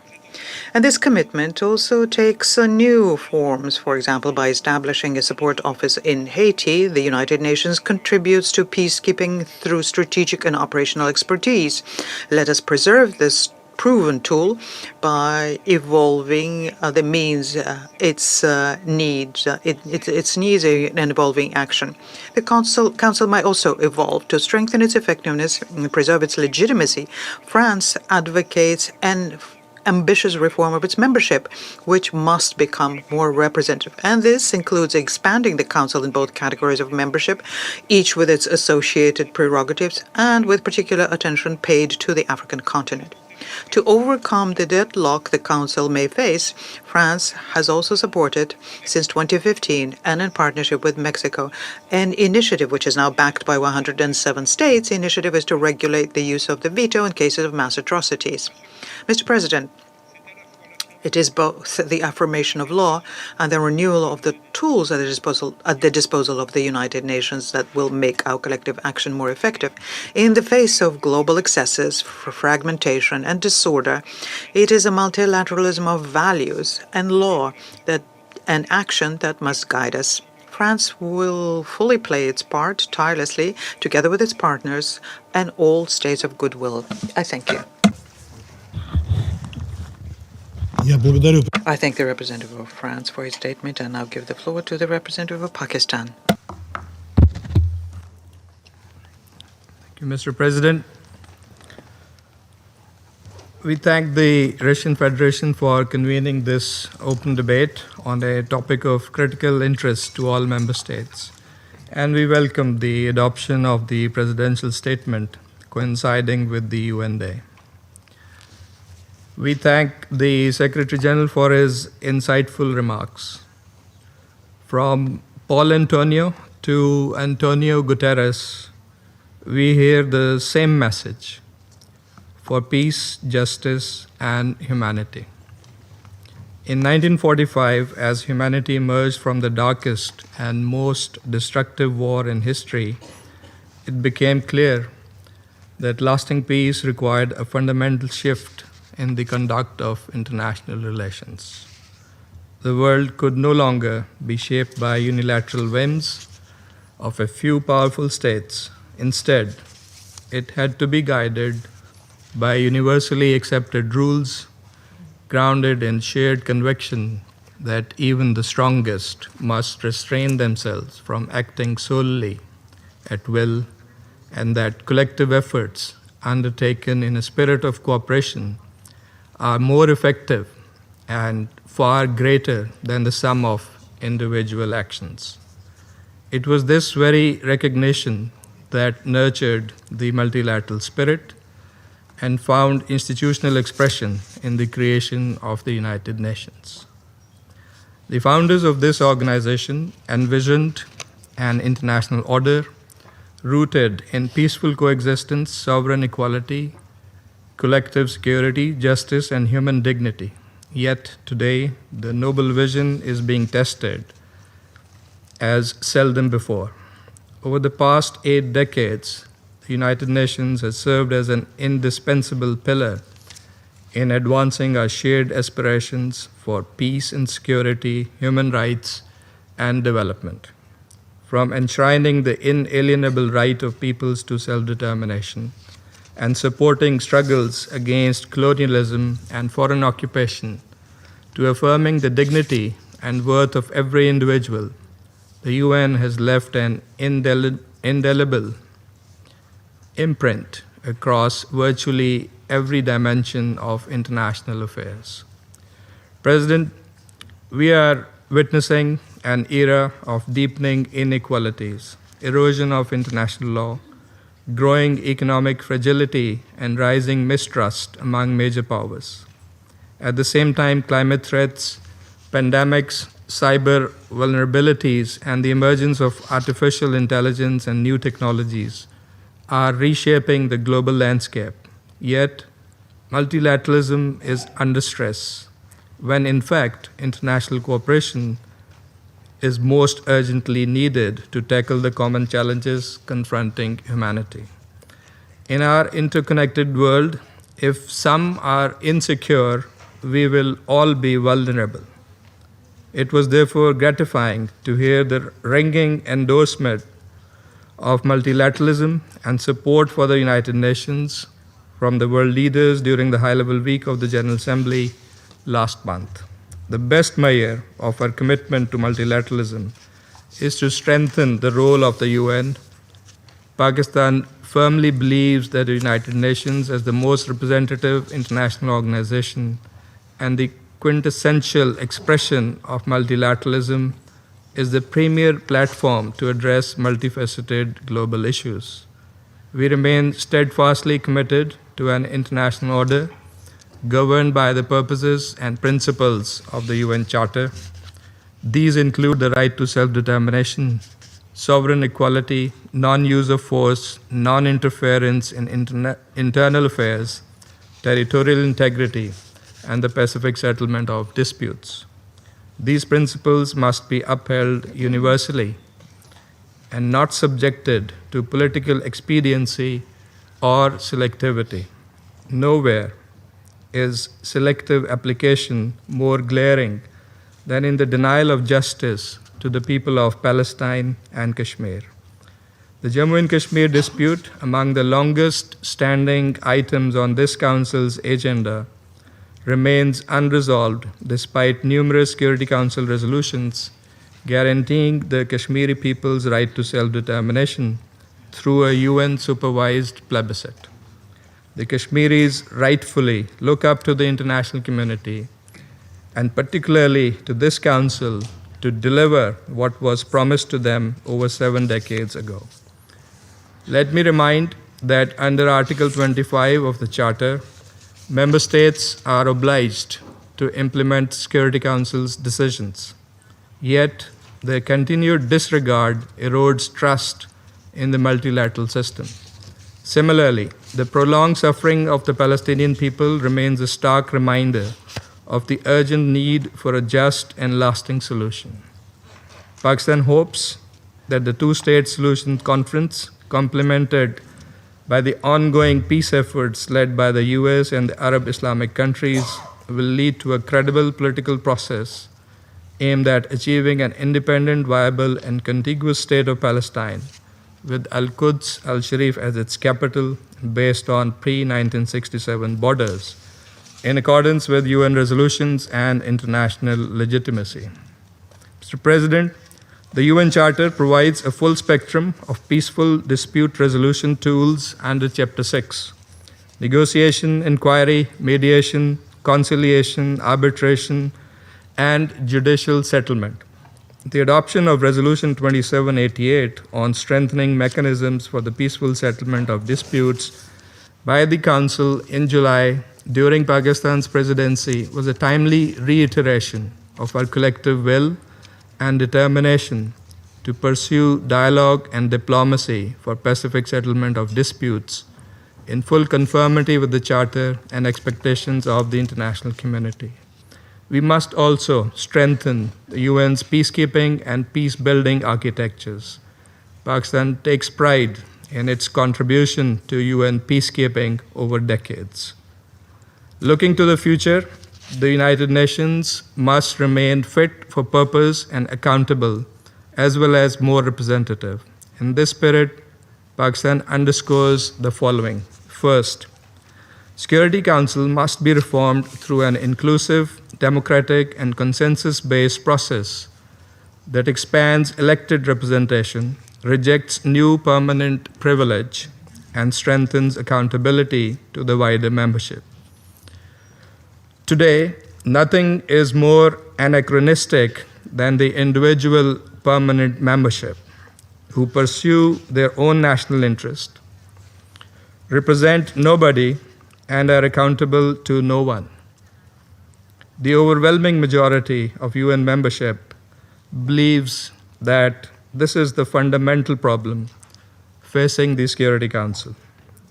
It would be disingenuous to suggest that instead of addressing this problem, we end up aggravating it by adding new individual permanent members. Those permanent members who seem open to expanding their exclusive club primarily in an effort to try to preserve their own outdated position of privilege must instead declare a commitment to genuine reform, abandon privilege, and be part of the democratic mainstream. The African model of regional representation, reflecting unity and regional consensus, on the other hand, is different from pursuit of power and privilege by some individual countries in other regions, and we therefore see that in a positive light. Second, as the most representative organ of the United Nations, the General Assembly must be empowered to assume a more decisive role in shaping global decision-making. Its resolutions and mandates must be fully respected and implemented, and its effectiveness and efficiency further strengthened to reflect the collective will of the international community. Third, the global financial and economic governance must be restructured on equitable, inclusive, and democratic foundations. We reiterate the urgent need to reform international financial institutions to ensure fair access to concessional financing, meaningful debt relief, and a more balanced allocation of SDRs. Lastly, the accelerating pace of scientific and technological innovation, particularly in artificial intelligence, presents both unprecedented opportunities and profound risks.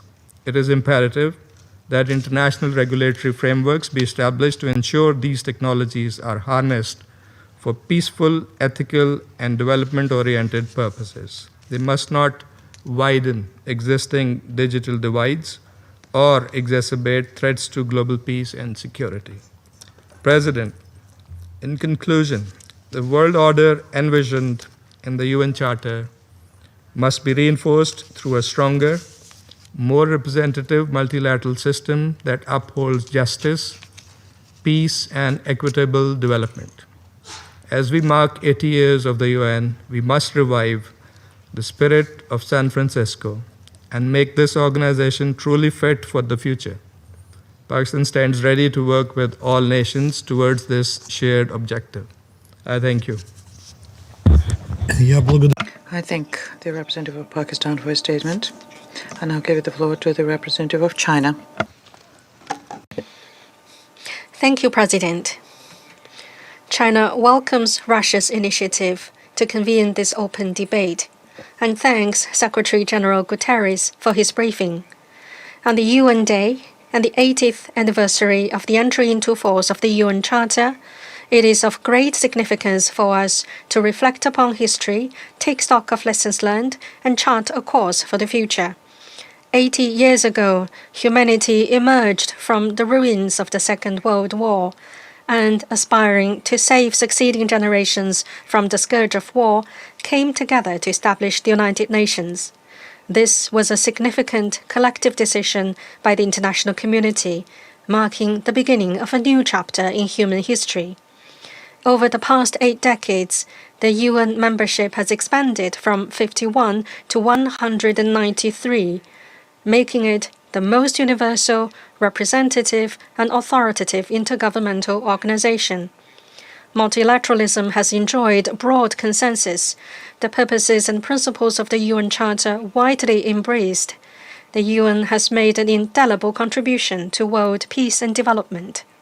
Today, 80 years later, the ideals envisioned in the Charter remain unfulfilled. The world has found itself in a new period of turbulence and transformation. A multitude of global challenges have come thick and fast.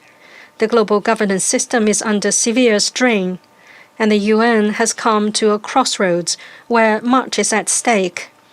At this defining moment, President Xi Jinping earnestly put forward the Global Governance Initiative, a profound answer to the major proposition of our times: what kind of global governance system to build and how to reform and improve global governance.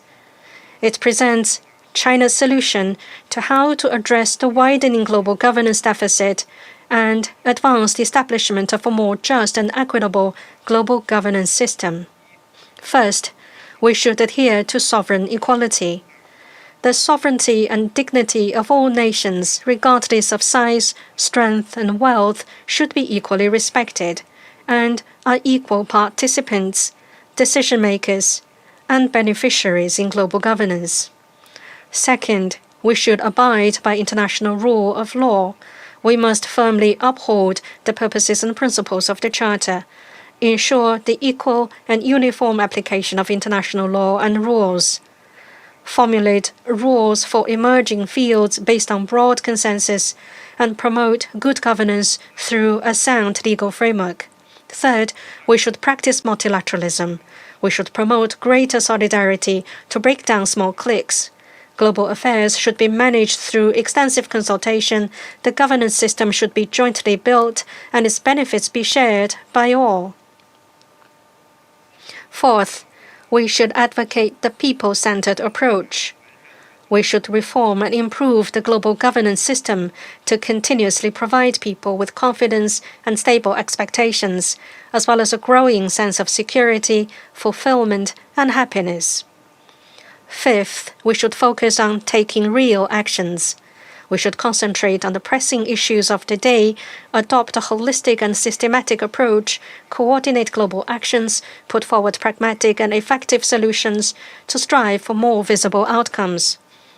President, the Global Governance Initiative is in line with the purposes and principles of the UN Charter. It aims to foster closer solidarity and coordination within the international community and enable a more robust response to the challenges of our times. It provides important guidance for the future development of the United Nations. Looking ahead to the next 80 years, instead of talking the talk, we must walk the walk and support the UN as it embarks on a new beginning. We need to build a UN that safeguards peace and security. The UN should advocate a common, comprehensive, cooperative, and sustainable security concept, and promote mutual respect for each other's legitimate security concerns. We will replace war and aggression with dialogue and consultation, and overcome bloc confrontation through solidarity and cooperation.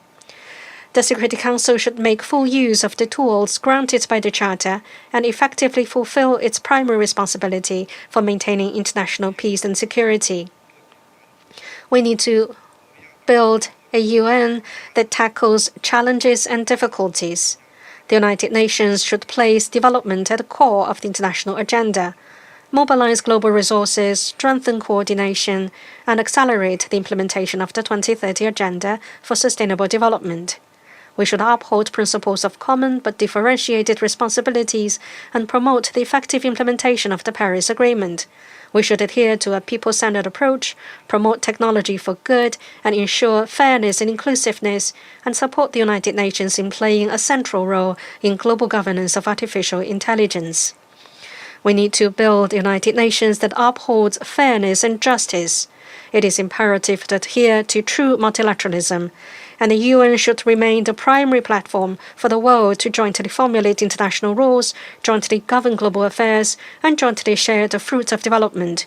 We must follow the historical trend of the collective rise of the Global South and enhance the voice and representation of developing countries, especially small and medium-sized countries.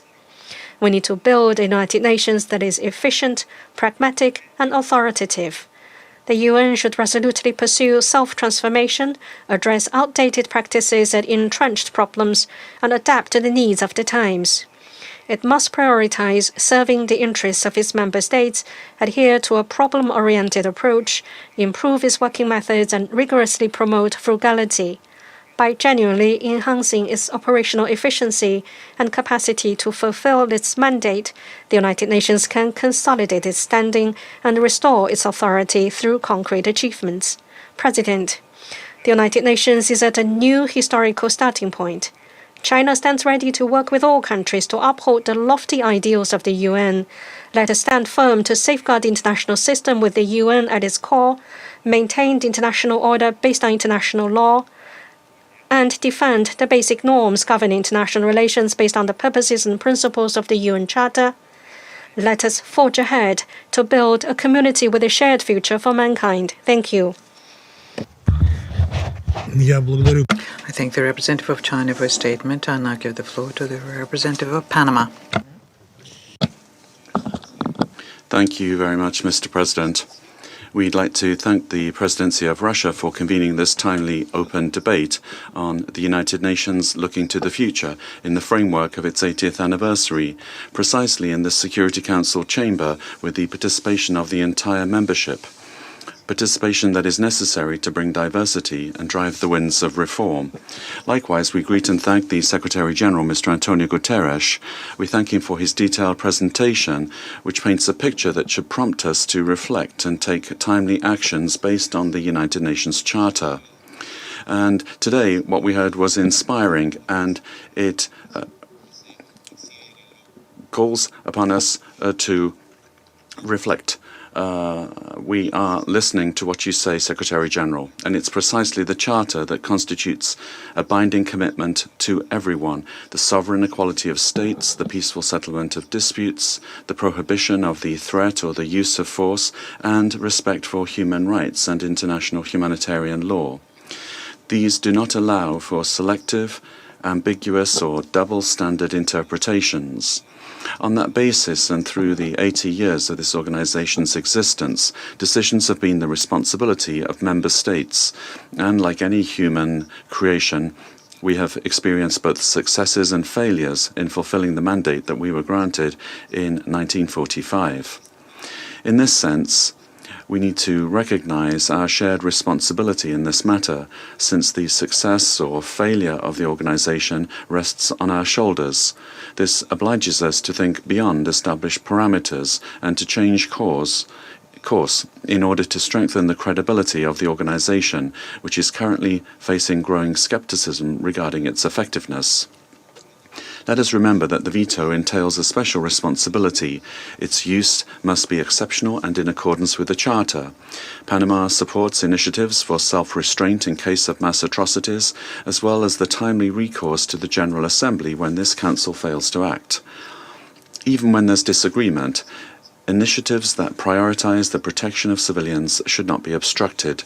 Panama also supports the reforms proposed by the Secretary-General Antonio Guterres, in the UN80 proposal, particularly those involving necessary reductions at the senior levels of the organization, the merging of certain departments, and we also take note of the efforts to reduce duplication of functions. However, changes in mandates, such as their reduction and focus, rest with the member states. It is our collective responsibility to review these mandates and reduce expenditures where appropriate without affecting those who work in the field, such as peacekeepers, humanitarian personnel, and mediators who work night and day in high-risk areas. And today, on this day, we pay tribute to all those who've lost their lives in service and who continue to serve with this commitment.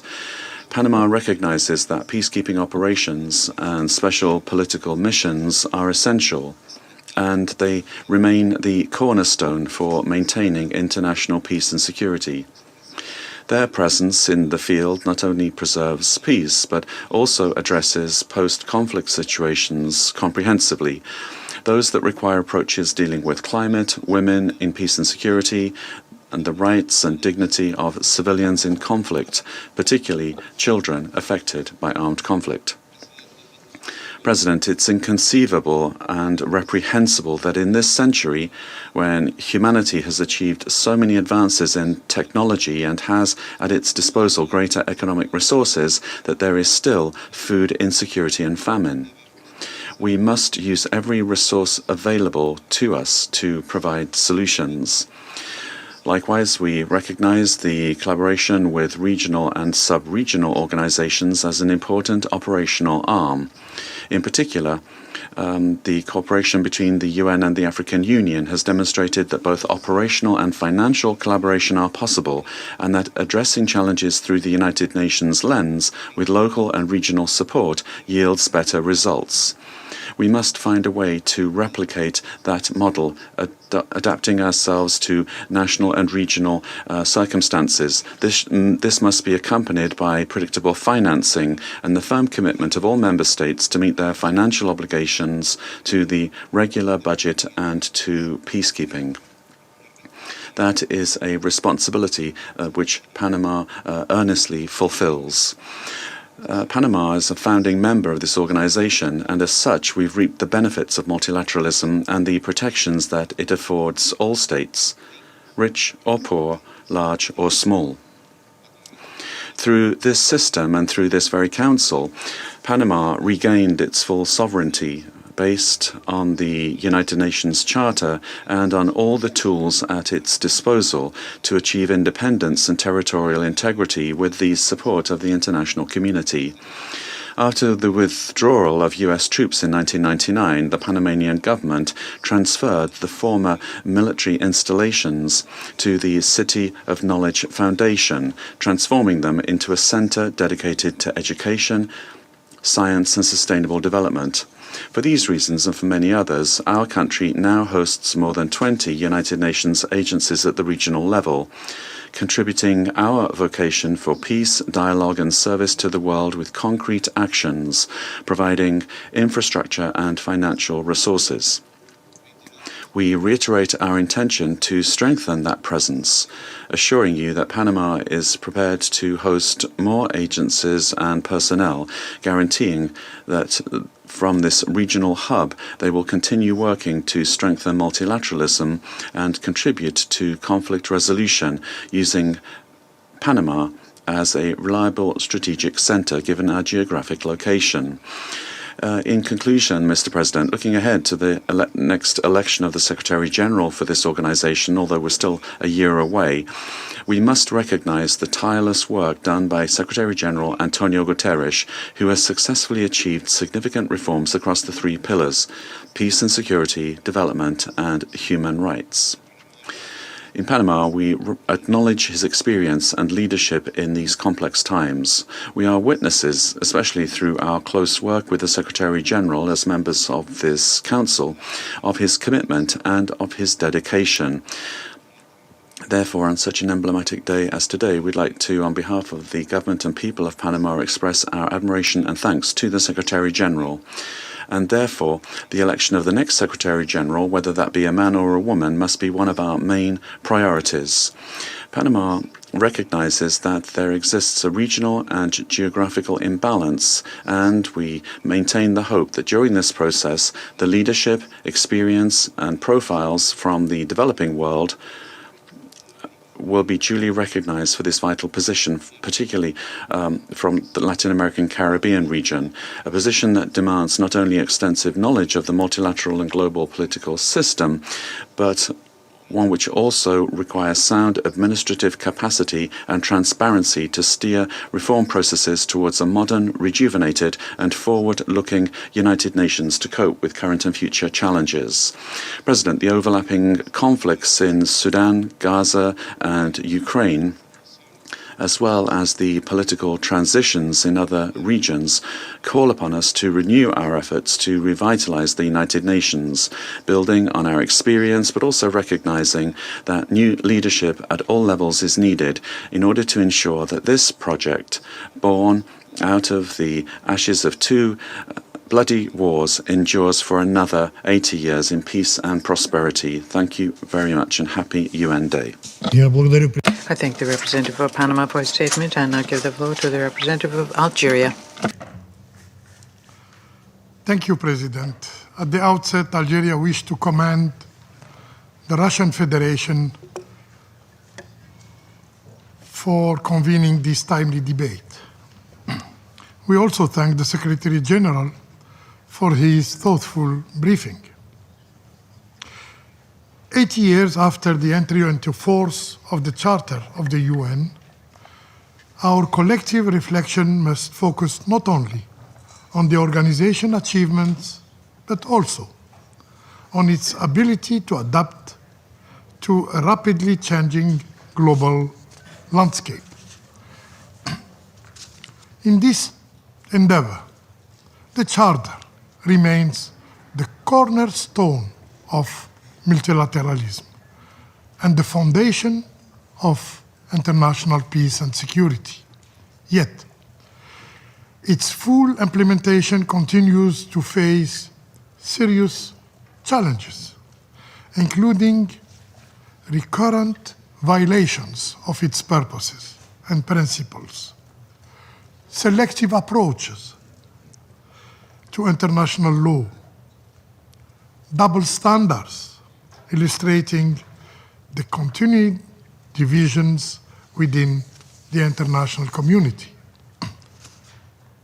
Moreover, unilateralism, coercive measures, discriminatory interpretation of Charter principles, and the imposition of double standards threaten international trust and undermine the UN effectiveness.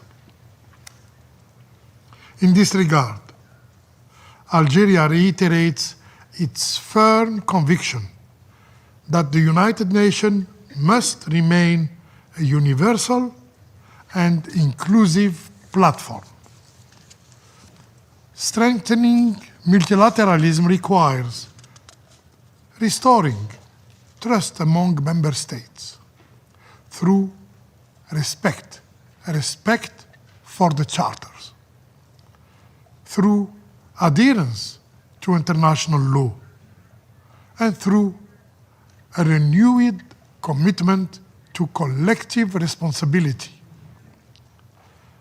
Addressing current crisis of confidence in the multilateral system requires urgent and comprehensive reform of the Security Council, of this body. Algeria firmly believes that the Council must be reformed in both composition and working methods to ensure greater representativity, transparency, and accountability. Algeria reiterates our call to correct the historical injustice against Africa, in line with the Eswini Consensus and Cirque Declaration. In this context, Africa's legitimate aspiration to full representation must be central to any reform. Only through a more democratic, a more equitable, a more representative council can we strengthen its legitimacy, credibility, and collective resolve. Furthermore, the revitalization of the work of the General Assembly is key to strengthening the overall role of the UN, particularly in peace and security matters. The General Assembly, as the most representative organ of our organization, must be empowered to play its rightful role in advancing preventive diplomacy, mediation, and the peaceful settlement of disputes.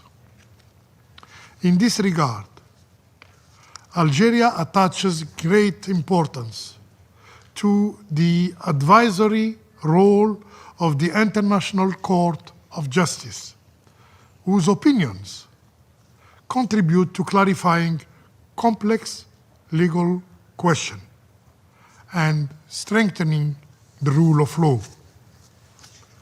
As the United Nations embarks on the UN 80 initiative, Algeria calls for a reform process that enhances, rather than diminish, the organization's effectiveness, the organization's legitimacy, and the organization's inclusiveness. Given that 2030 deadline is looming, any reform must urgently galvanize the UN to be more responsive to the needs of developing countries in implementing SDGs. Finally, Algeria stressed that the future of the UN must be guided by renewed solidarity and multilateral cooperation. It is the only viable path forward this objective that prioritize dialogue over confrontation, consensus over division, and justice, yes, justice over selectivity and double standard. In reaffirming its unwavering commitment to the principle and purposes of the Charter, Algeria stands ready to work with other member states to build a stronger, more just, and more effective United Nations for present and future generations. In this context of celebration of the 80th anniversary of the United Nations, of our organization, Algeria wishes to commend the leadership of the United Nations Secretary General and also deeply appreciates the effort and sacrifice of the UN personnel and peacekeepers in upholding the UN Charter purposes and principles and advancing international peace and security. For all UN staff and personnel, I wish a happy UN Day. I thank you. I thank the representative of Algeria for his statement. I now give the floor to His Excellency Sheikh Jarrah Jaber Al Ahmad Al Sabah, Deputy Minister for Foreign Affairs of Kuwait. Thank you, Mr. President. Bismillah ar-Rahman ar-Rahim. In the name of God, the merciful and the compassionate, Mr. President, Excellencies, ladies and gentlemen, may the peace and blessings of God be upon you. First of all, I would like to extend, Mr. President, to you and to the friendly Russian Federation. I would like to thank you for convening this important meeting, which coincides with the 80th anniversary of the entry into force of the United Nations Charter. This is an opportunity to reflect on the journey the United Nations has traveled and to think about its future and role in maintaining international peace and security. The state of Kuwait is of the view that today's session is aligned with the open debate we held during our presidency of the Security Council in February 2018. I was titled Purposes and Principles of the UN Charter, the Maintenance of International Peace and Security. Mr. President, at a time which is characterized by numerous challenges and crises everywhere, the United Nations remains the greatest humanitarian experiment ever undertaken. And despite the setbacks and shortcomings the organization has faced, it continues embodying humanity's hope for a more just and equitable international order. 80 years have passed since the nations came together and pulled their will in the wake of two devastating wars to establish an organization that embodies hope based on a charter that combines noble principles and lofty principles. And amongst the prominent ones are the maintenance of international peace and security, the development of friendly relations amongst nations, promoting the right of peoples to self-determination, promoting human rights, sovereign equality among states, peaceful resolution of disputes, abstaining from the use of force, and non-interference in internal affairs of states.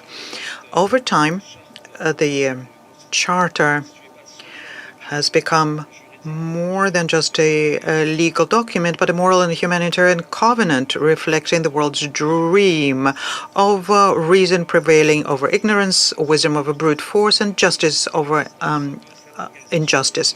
Despite the existence of its organization and its charter since 1945, wars and conflicts have not ceased, and today there are about 120 conflicts around the world, and injustice continues finding its way through the gaps of silence and hesitation. At the same time, we must acknowledge the significant positive role played by the United Nations system, especially in the development of international law, coordination of humanitarian efforts, providing developmental support, advancement of sustainable development, and the deployment of peacekeeping operations. These collective advances affirm the enduring importance of multilateralism and collective action in addressing global challenges. However, we believe that the future of the United Nations must rest on three essential pillars. First is a comprehensive reform of the organization to make sure that the organization can rise up to the challenges of the future and do it more effectively and efficiently.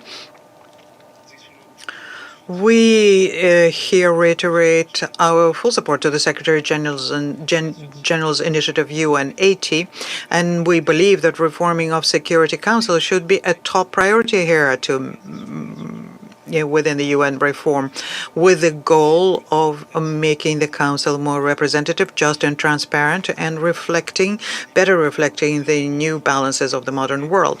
Second pillar, strengthening the UN capacities for stability and early warning, particularly when it comes to conflict prevention. And this should be done through providing support to preventive diplomacy, expanding the gamut of mediation tools, and investing in sustainable development as a true guarantee for lasting peace. And third pillar is strict adherence to the UN Charter and international law, because the credibility of the United Nations cannot be maintained in the present context, which is characterized by double standards or selective application of international law.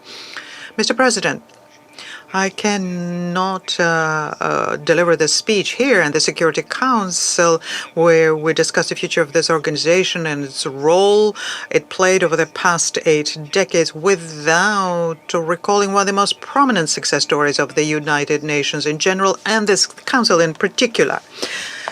And it was when the Council took a position of principle and a decisive stance in support of the state of Kuwait in the face of invasion and aggression we suffered from 35 years ago. The organization thus stood for law, justice, and legitimacy, and which ultimately led to the liberation of my country in 1991. This historic stance was a true embodiment of the values of human solidarity and was a living embodiment of the spirit of the UN Charter. The state of Kuwait, its leadership, its government, and its people will always remember this historic stance taken with loyalty and gratitude, believing that international cooperation within this organization is the optimal path to maintaining international peace and security. In conclusion, Mr. President, the United Nations remain the great house of humanity. And let us maintain it and hold on to it, not because it has reached perfection, but because it still carries within it the message of hope for a future where nations coexist on the basis of justice and mutual respect. Let us keep and renew our faith in its charter, its principles in our conscience, and work together to ensure that the organization remains a cornerstone of multilateralism, a platform for collective action based on dialogue, a beacon for development and shared prosperity, and a bridge for a brighter, more just, and peaceful future for all humanity. I thank you. I thank His Excellency Sheikh Al-Sabah for the statement. I wish to remind all speakers to limit their statements to no more than 3 minutes in order to enable the Council to carry out its work expeditiously. And I now give the floor to the representative of Indonesia. Mr. President, thank you for convening this open debate. 80 years ago, the world came together to build a great ship to navigate humanity away from the wreckage of war. A modern-day Noah's Ark called the United Nations, housing all nations, large and small, in several main chambers, charting the course for peace, freedom, and prosperity to all. Over the decades, the Ark has managed to sail through turbulent seas, as its foundations was built on the solid timber of international law and its frame guarded by sovereign equality of all nations. Yet, over the decades, it has also been taken for granted, neglected of the need to revamp and rejuvenate in order to stand afloat. Hence, today, the Ark is tilting as it's facing even more turbulent storms. Its foundation has been eroded by double standards, and the might is right. Geopolitical divides have led the Ark to uncharted waters, and new forms of storms continue to arise, from climate change to outer space and artificial intelligence, bringing anxiety to many of the nations seeking refuge under the Ark. Anxiety that grows bigger day by day as the chamber, entrusted to provide direction in navigating international peace and security, is often paralyzed. Anxiety that grows bigger by the day as many of the Ark's members are not recognized as part of the solution. It is time to recalibrate our compass, revamp our machinery, and ensure that all voices have a hand on deck. In doing so, I wish to underline 3 points. First, rebuilding trust in multilateralism. The purposes and principles of the UN Charter must remain our compass. We must recommit to the principles of sovereignty, equality, and peaceful settlement of disputes to guide us through any storms. We cannot allow this ship to drift into selective multilateralism, where selective application to international law has become the new rule of the game. This is a betrayal to countries who have consistently relied on the UN, dedicated to its mission from conflict prevention, peacekeeping to peace building, and sustaining peace. Second, ensuring progress for genuine and comprehensive reform. A ship built in 1945 must undergo necessary repair to ensure that it meets the demand of 2025, let alone the demand of the future. The UN, and especially this Council, must evolve to remain relevant. A reform of the Security Council must not only be a rhetoric echoed in a meeting room. A more effective, more democratic, and more representative council requires us to work together and exercise our flexibility to achieve consensus. The choice is in our hands: raise the mast of reform or sink into irrelevance. Third, the last point, delivering tangible results to all humankind. The worth of this arc is not how many resolutions it carries, but how many lives it saves along the journey. The Council should reverse its failure to act. From Gaza to Sudan, from Ukraine to Myanmar, the fate of many should not be decided by a single raise of hand. The Council must work in synergy with others, with the General Assembly, with the Peacebuilding Commission, and with regional organizations. Mr. President, 80 years on, the UN must carry not only the weight of our history, but also the hope of our future. Indonesia will remain steadfast to keep this arc afloat as a reliable crew member, a bridge builder among nations, and a firm believer that multilateralism will thrive to save succeeding generations from the scourge of war. I thank you, Mr. President. I thank the representative of Indonesia for a statement. I now give the floor to the representative of the Bolivarian Republic of Venezuela. Mr. President, the Bolivarian Republic of Venezuela has the honor to take the floor on behalf of the group of friends in defense of the Charter of the United Nations. President, 80 years ago in San Francisco, nations scarred by war chose dialogue and diplomacy over domination, solidarity and cooperation over division. They gave us a charter that not only includes timeless principles, but also remains our compass today: sovereign equality, non-interference, self-determination, peaceful settlement of disputes, and the prohibition of the use and threat of use of force. For many of our countries, these principles are our shield, our guarantee of survival, and the hope of our peoples for a future of dignity and peace. Nevertheless, these principles are being eroded before our very eyes. In Palestine, thousands of men, women, and children have been killed. A whole people is being denied not only their inalienable right to self-determination, but their very right to exist. This Security Council cannot ignore the situation. The state of Palestine, with East Jerusalem as its capital and within the pre-1967 borders, must finally be recognized by all and admitted as a full member state of this organization, in line with relevant UN resolutions and on the basis of the two-state solution. Mr. President, today we're also witnessing attacks against the sovereignty and territorial integrity of other nations, from so-called preemptive strikes against Iran's peaceful nuclear facilities to military deployments in the Latin American and Caribbean region, disguised as actions of legitimate defense that seek to simply advance regime change policies and revive the infamous Monroe Doctrine. These actions, which pretend to be justified by exceptionalist approaches, including those of peace through strength, are clearly incompatible with the UN Charter, and they fuel both tensions and instability around the world. They do not bring peace. They bring the world closer to conflict, from which we pledged 8 decades ago to save succeeding generations. Other actions contrary to the Charter are unilateral coercive measures. These are the main obstacle to the realization of sustainable development in countries affected, and they're a new form of domination, a new form of exerting collective punishment on entire peoples that have dared to exercise their sovereignty and independence. More than a third of humanity is being denied food, medicine, and the means to live with dignity. Over 30 nations are affected by these illegal measures that must cease immediately, completely and unconditionally, especially if we are truly committed to leaving no one behind. We firmly reject unilateralism, double standards, and attempts to replace international law with a so-called rules-based order designed to serve narrow interests.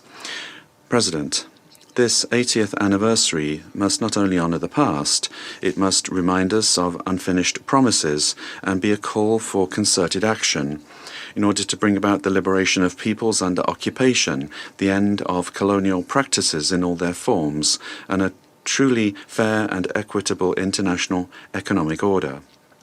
Reform of the United Nations and the global financial system is long overdue so that the voices of the global south carry their rightful weight, be it here in the Security Council or in the Bretton Woods institutions.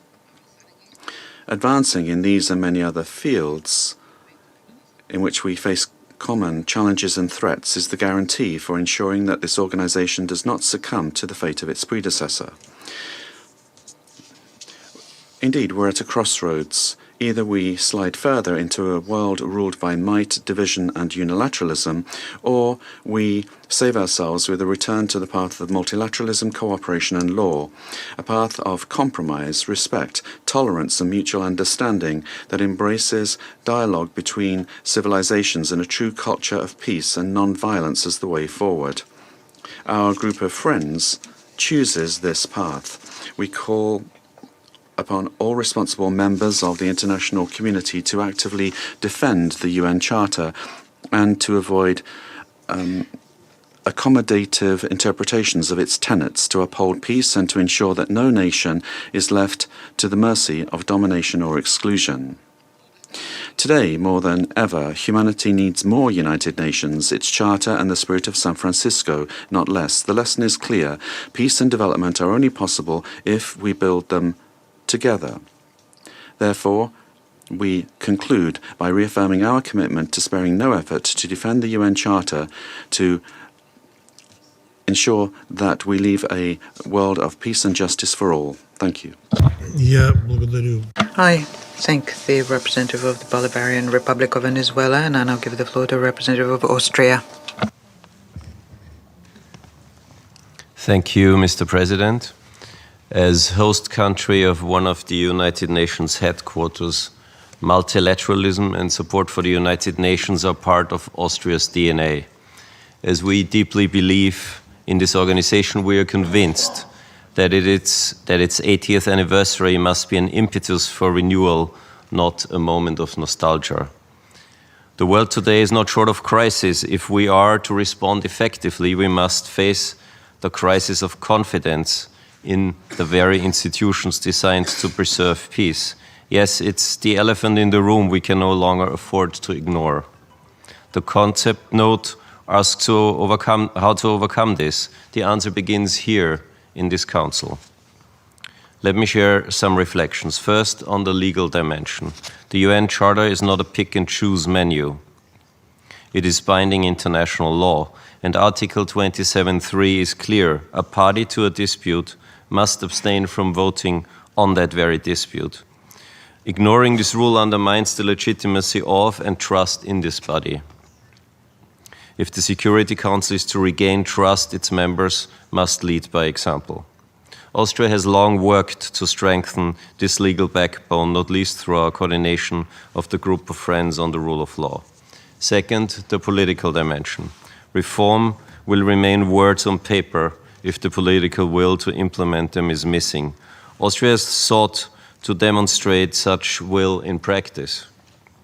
As former co-chair of the intergovernmental negotiations on Security Council reform, Austria, together with our trusted co-chair Kuwait and all member states, worked hard to achieve the most concrete step towards reform since 1967. The Pact for the Future, for the first time, acknowledged the historical injustice against Africa and reaffirmed the urgent need for a council that reflects today's realities with increased representation from unrepresented and underrepresented regions. Austria remains firmly committed to this agenda.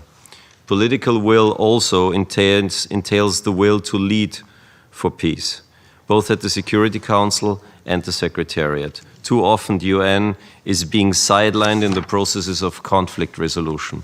We must entrust the Secretary General with the necessary authority and political backing to again engage decisively in peacemaking and conflict resolution. We need a UN that is present at conflict settings to deliver aid and rebuild, yes, but first and foremost to address the underlying political drivers of conflict, to prevent, to mediate, and to resolve.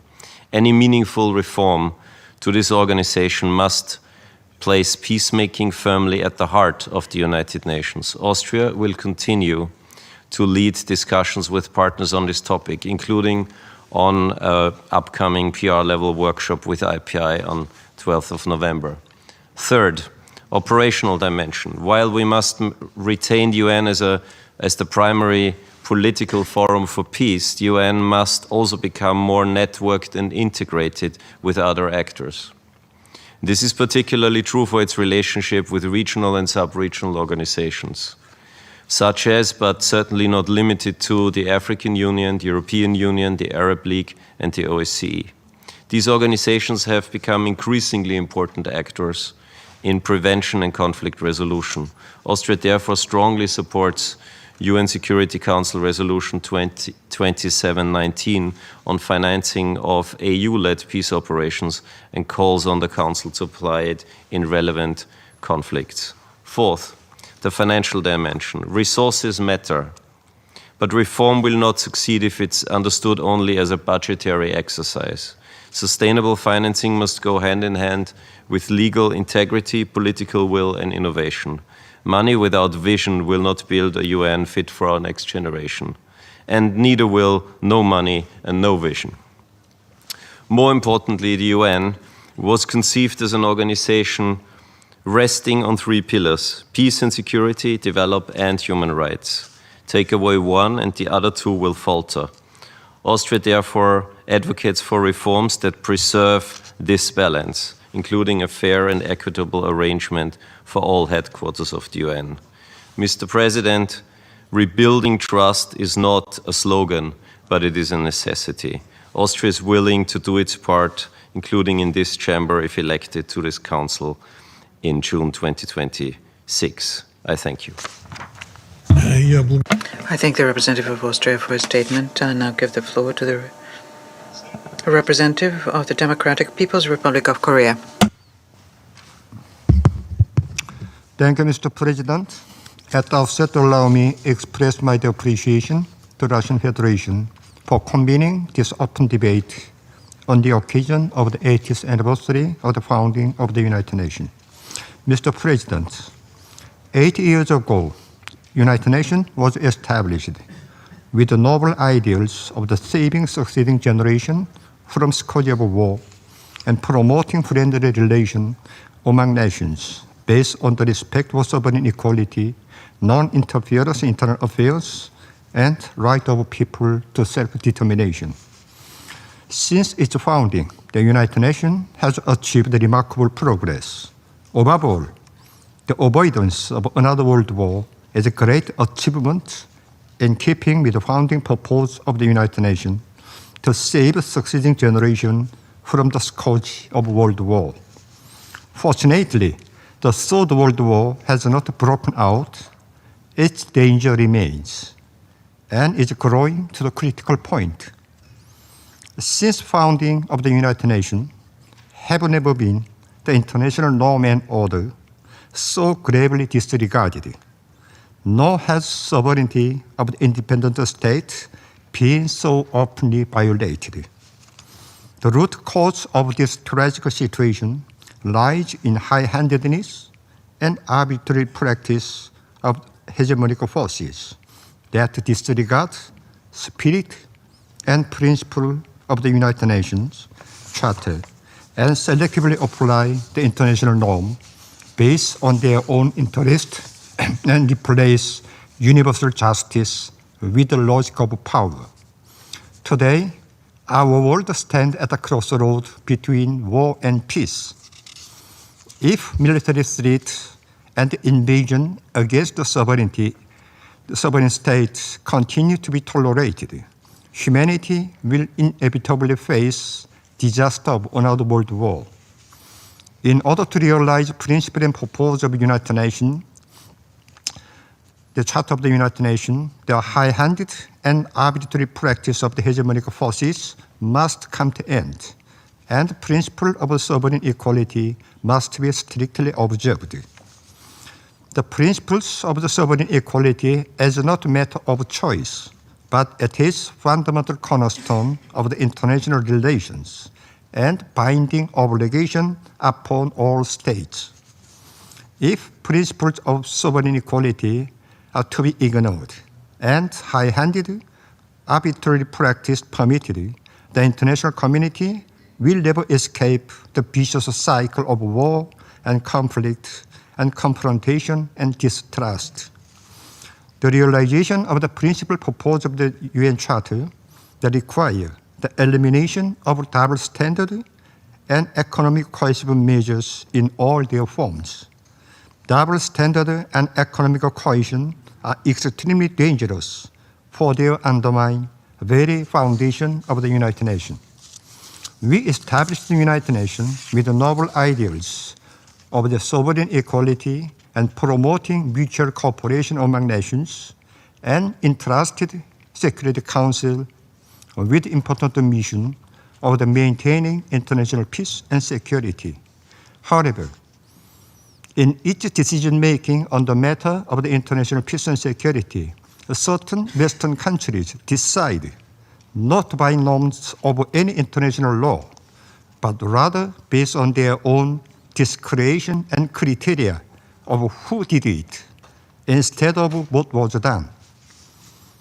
If such a selective application of the international law continue as it is now, accordingly, economic sanctions, coercive measures are imposed, the authority of the Security Council will be seriously undermined, and trust among nations will collapse. The Charter of the United Nations is not a mere piece of document. It is a solemn commitment to peace, equality, and justice. We are convinced that principle and purpose of the UN Charter can be realized only when the principle of sovereign equality is fully respected and double standard, coercion, and high-handedness are put to an end. In conclusion, the DPRK will continue to oppose and reject the aggression and intervention, high-handedness, and arbitrary practice, and will fulfill its responsibility and role in realizing principle and purpose stipulated in UN Charter. I thank you. I thank the representative for the Democratic People's Republic of Korea for his statement. I now give the floor to the representative of the Philippines. Thank you, Mr. President. On this United Nations Day marking the UN's 80th anniversary, the Philippines reaffirms its commitment to multilateralism and to the UN Charter, its principles, and firm adherence to the rule of law among nations. Multilateralism remains the most viable means for addressing global challenges. Moving forward, we underline the need for all countries to advance dialogue, global solidarity, and multilateral action by the following. Firstly, as set out in the Pact for the Future, living up to our foundational promise to protect succeeding generations from the scourge of war. We need to abide by international law, the UN Charter, and make full use of all instruments set out therein to resolve disputes peacefully. The 1982 Manila Declaration on the Peaceful Settlement of International Disputes reaffirmed the UN's central role in promoting peaceful dispute settlement. Secondly, promoting a genuine culture of dialogue through ensuring inclusiveness, representation, and transparency in our internal processes and working methods. For this reason, we support many proposals for and ongoing reforms in the UN and across the UN system. We see reforms not as a matter of retrenchment or retreat, but as a collective task to ensure that the UN and the UN system are able to effectively perform their expected present and future tasks. Specific to the Security Council, we look forward to the leadership of the permanent members in shepherding reforms, particularly the expansion of membership in the UN Security Council, both permanent and non-permanent, especially from underrepresented regions, especially Africa. continuing to ensuring greater transparency of its working methods, and more contributions of the general membership in the Council's decision-making processes in accordance with the UN Charter. We also underline the importance of regional cooperation and peace building. We welcome broader UN cooperation with regional bodies such as the ASEAN, or Association of Southeast Asian Nations, and support efforts to strengthen the UN's peace-building architecture to ensure that peace processes remain nationally owned, inclusive, and responsive to local needs. With respect to the UN 80 initiative, reform efforts must not come at the expense of the UN's essential mandates and services, particularly in its development pillar. Mr. President, 8 decades after its founding, the UN must remain focused on delivering results that make a real difference in people's lives on the ground, preventing conflict, protecting human rights, and advancing sustainable development. As the Philippines aspires for a non-permanent seat on the Security Council for the term 2027 to 2028, we are guided by the hope and endeavor of helping realize the vision of the Charter by promoting dialogue and cooperation. Thank you. I thank the representative of the Philippines for his statement, and I'll give the floor to the representative of Egypt. Thank you, Mr. President. Mr. President, I congratulate you on assuming the presidency of the Council and commend you for convening this important meeting as we mark the 80th anniversary of the organization. Yet the many challenges facing the organization today are a cause for concern for its future rather than a reason for celebration, raising questions that demand answers more than they inspire optimism about what lies ahead. Allow me to share with you some of Egypt's concerns as the United Nations enters its 9th decade, as well as some ideas we believe could help make the picture ahead less ambiguous. First, we must acknowledge that the peoples of the world are experiencing a deep crisis of confidence in the international system as a whole. What we have witnessed in the Middle East over the past 2 years in terms of violations of the very frameworks and laws that the community of nations has agreed upon over 80 years ago, and the widespread adoption of double standards and selective application of principles. This has led us to doubt whether peace-loving nations can overcome the crisis of confidence that has resulted. Many have lost faith in the value of the international order, with the United Nations at its core. Some are even questioning whether the time has come for entirely new forms of international organization. We believe the world will need some time to recover from these effects, if recovery is even possible. And unless we uphold the values of accountability and the rule of law and stop treating certain states as though they stand above international law, the international system will remain in crisis and deprived of the trust of the peoples of the world. Second, we must recognize that the United Nations itself is going through a difficult and painful phase of transformation. We are before two choices: to be part of the problem or part of the solution. The organization suffers from a financial crisis that has worsened over the years and now threatens its present and its future. The causes of this crisis are known to all. Egypt has supported and continues to support the Secretary General's UN 80 initiative in its 3 tracks.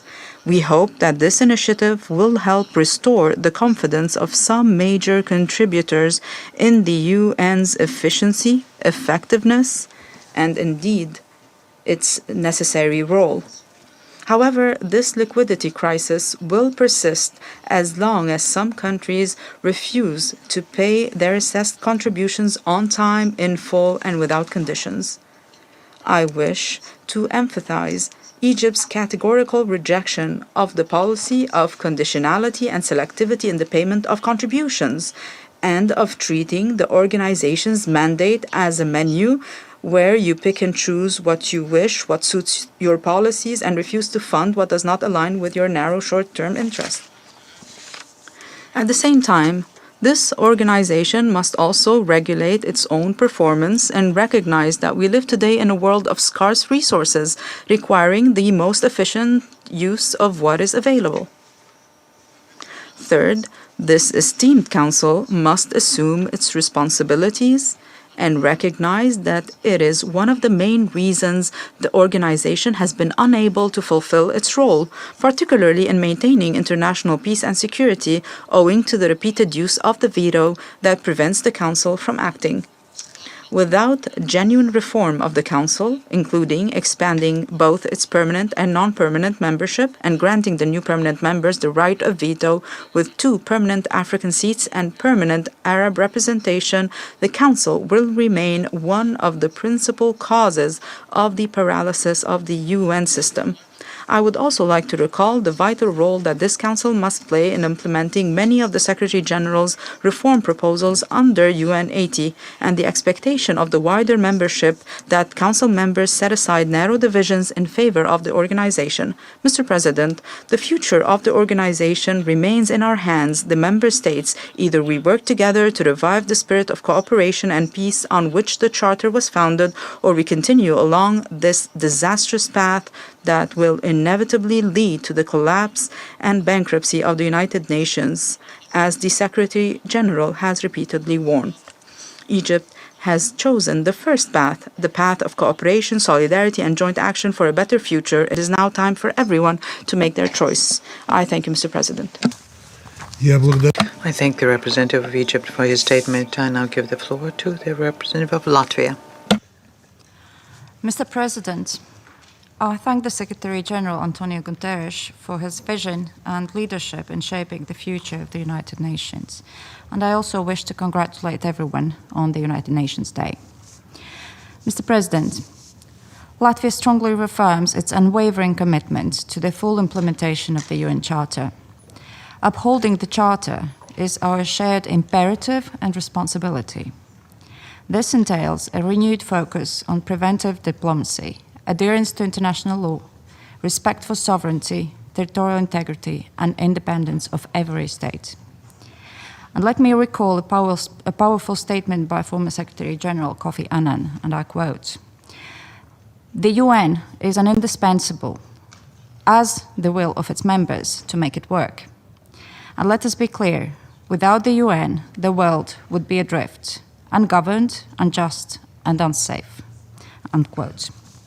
Against this backdrop, I would like to highlight 3 points. First, to address the prevailing deficit of trust within the international system, it is imperative that all UN member states fully comply with their obligations under the UN Charter and international law.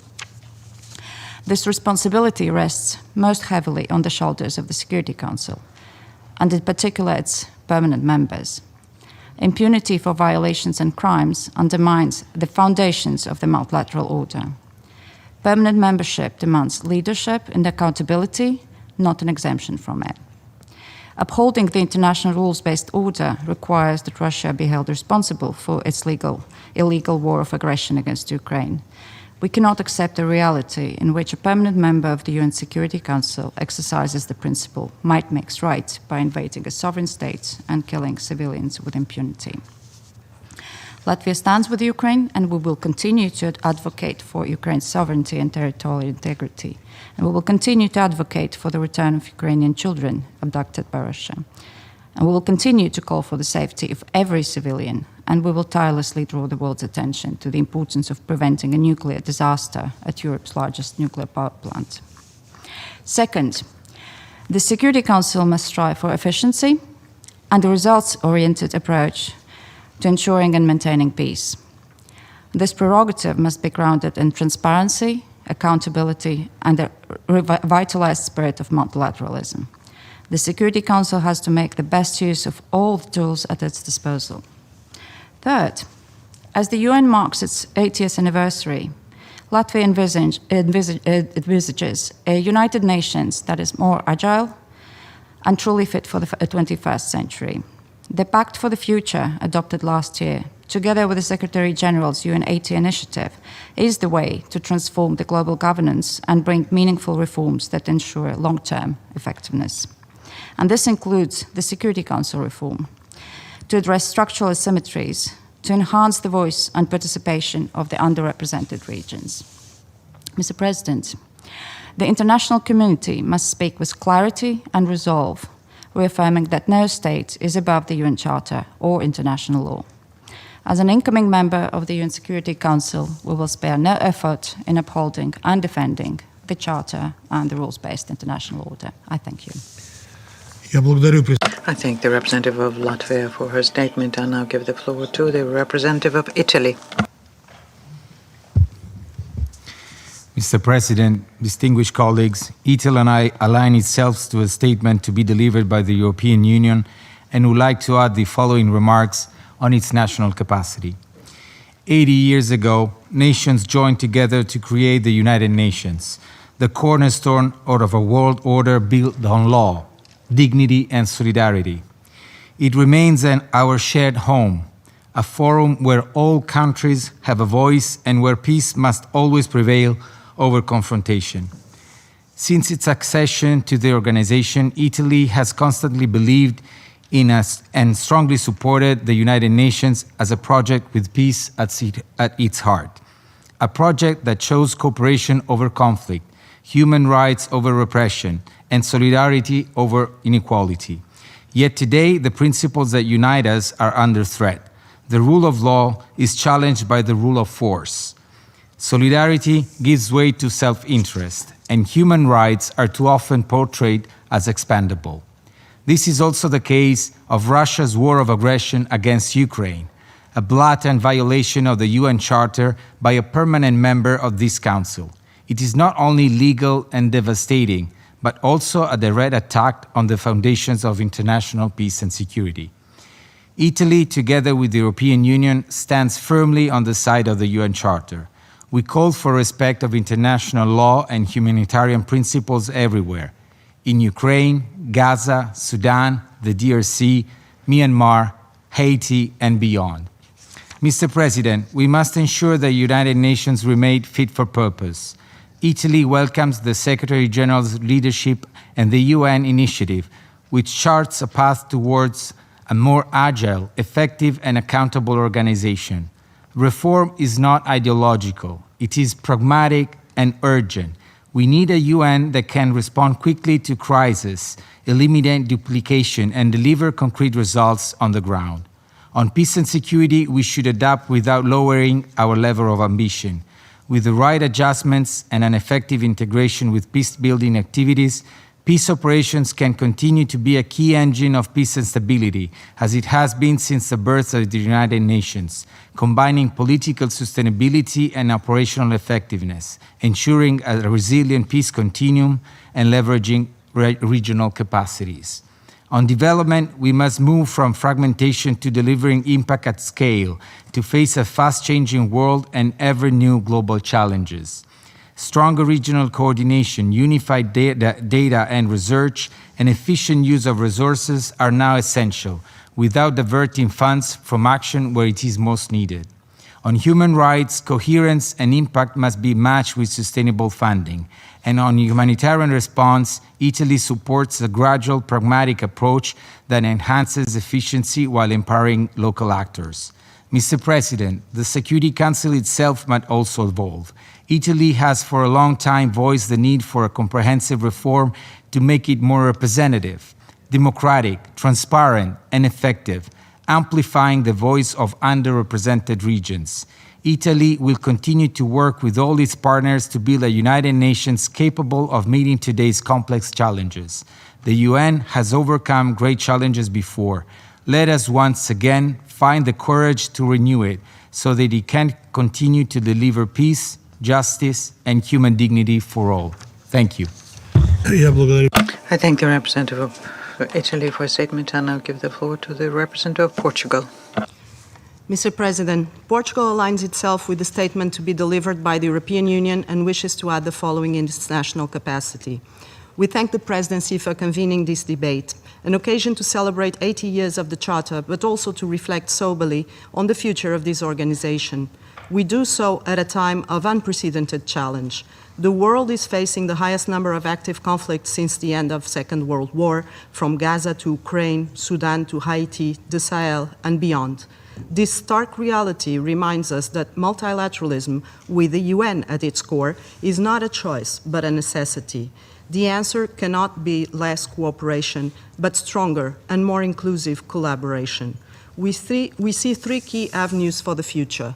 First, strengthening the multilateral system. The UN must remain preemptive, coherent, and inclusive. We must invest in preventive diplomacy, mediation, and the peaceful settlement of disputes, as enshrined in Chapter 6 of the Charter. This also means ensuring the effective implementation of Article 27.3 and giving real follow-up to the General Assembly's veto initiative, which Portugal proudly co-sponsored, to enhance accountability and transparency in this Council. The Pact for the Future gives us a blueprint. Now it must be matched by action. Second, enhancing partnerships with regional organizations. Sustainable peace requires synergy between the UN and regional actors, from the EU's engagement in mediation to the AU's peace support operations to the dialogue mechanisms of the Community of Portuguese-speaking countries. Regional and sub-regional organizations bring proximity and legitimacy to the UN. Third, reforming the Security Council itself. To remain credible, it must reflect today's geopolitical realities. Portugal supports an expansion in both the permanent and non-permanent categories, with stronger African representation across both those categories, greater inclusion of small and mid-sized countries, including small island developing states, and enhanced transparency and accountability in the use of the veto. Finally, the UN 80 initiative is a reminder that reform is not an abstract exercise, but an existential necessity. Portugal supports efforts to make the UN more effective, efficient, and responsive, always with respect for its three inseparable pillars. Efficiency must not come at the expense of legitimacy and credibility. Excellencies, we welcome the presidential statement to be issued by the Council on this occasion, in particular its significant recommitment to multilateral principles and the UN system as the primary framework for addressing global challenges. Portugal will continue to act as a bridge builder through development cooperation, regional partnerships, and our commitment to prevention and good offices, an engagement that we coherently pursue through our candidature to an elected seat in this Council for 2027-2028. On this United Nations Day, let us recommit to the Charter's vision that peace and security can only be safeguarded through collective effort grounded in international law, trust, respect, and solidarity. I thank you. I thank the representative of Portugal for her statement. I now give the floor to the representative of Jamaica. Thank you, Mr. President. It is an honor to address the Security Council on this significant occasion of the 80th anniversary of the UN, and to use this opportunity to offer some thoughts as we contemplate the future of this organization. I speak today also on behalf of Her Excellency Caroline Schwalger, Permanent Representative of New Zealand, with whom Jamaica co-chairs the informal ad hoc working group on mandate implementation review, which is part of the UN 80 initiative on reform of the organization. In this regard, we commend the Secretary General for the UN 80 initiative and reiterate our unwavering commitment to multilateralism and dedication to ensuring that the organization remains effective, responsive, and fit to address the complex challenges of our time, taking full account of the needs and interests of future generations. Mr. President, we view the privilege of co-chairing this important process as an opportunity to contribute to strengthening the efficiency of the United Nations, an indispensable organization that must remain at the center of a robust, rejuvenated, and effective multilateral system. The challenges confronting multilateralism mean that the call for reform of the UN has never been more urgent, and the outcomes of this process will have lasting implications, not only for us today, but for generations to come.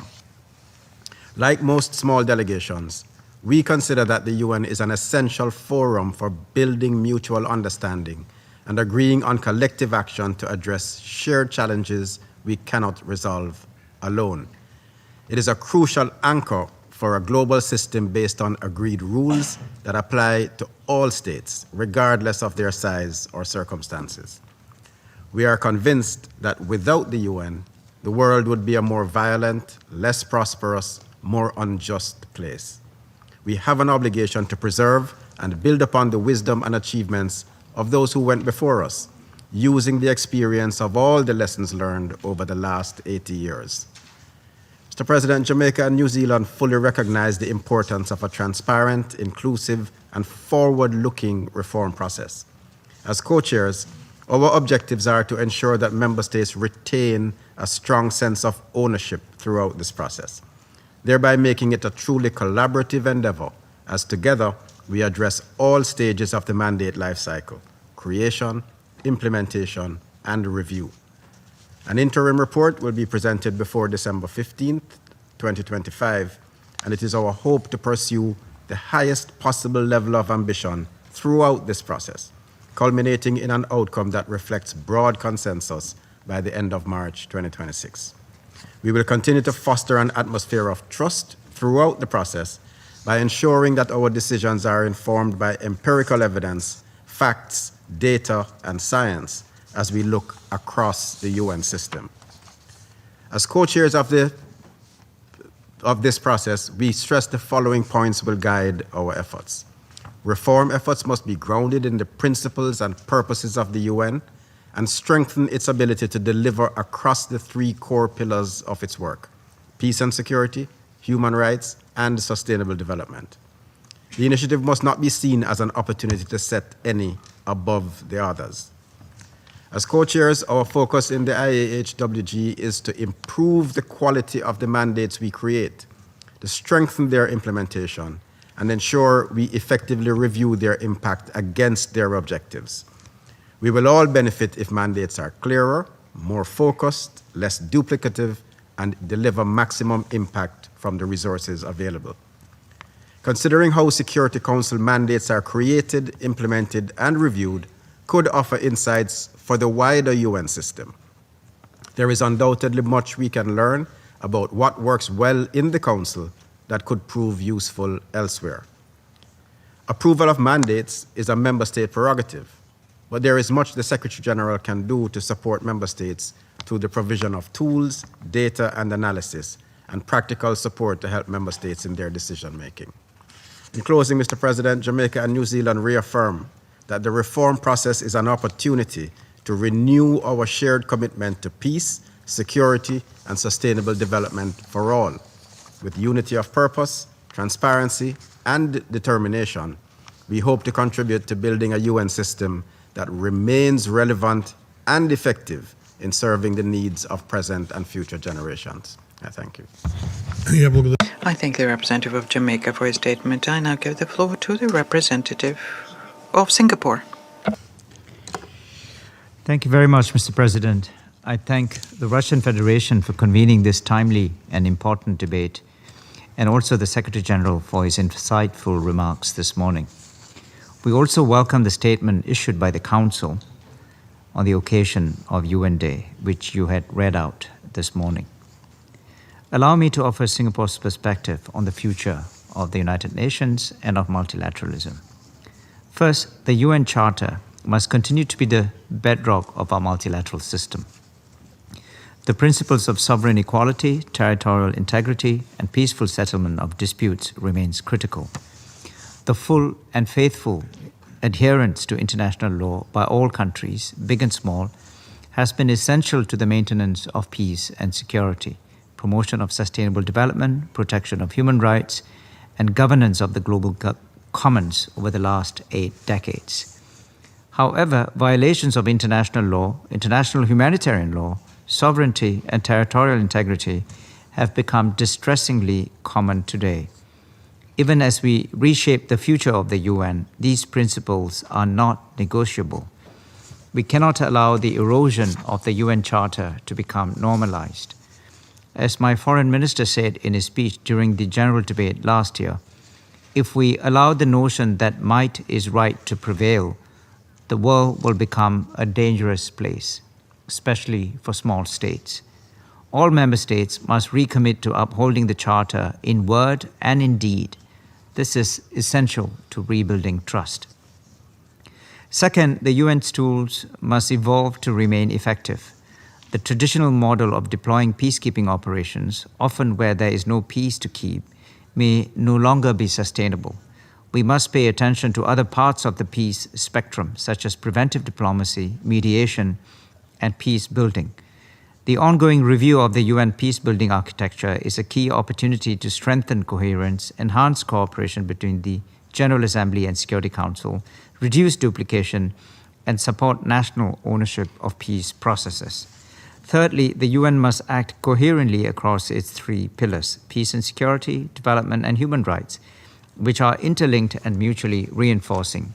The Pact for the Future is our blueprint to ensure the UN's continued relevance. The UN must also address non-traditional security challenges, such as climate change, cyber threats, public health emergency, and the responsible governance of artificial intelligence. These transboundary challenges often contribute to the root causes of conflict. Singapore will continue to do its part to build consensus, build bridges, and find solutions, as we have done so in the case of the Marine Biodiversity of Areas Beyond National Jurisdiction Agreement, or BBNJ Agreement as it is known, and also in the context of the Open-Ended Working Group on ICT Security. In closing, as we look towards the future of this organization, let us remain steadfast to the principles of the Charter, even as we seek to make the UN adapted to a very challenging future. I thank you very much for your attention. I thank the representative of Singapore for his statement. There is still a number of speakers remaining on my list for this meeting. I intend, with the concurrence of members of the Council, to suspend the meeting until 3 p.m. The meeting is suspended.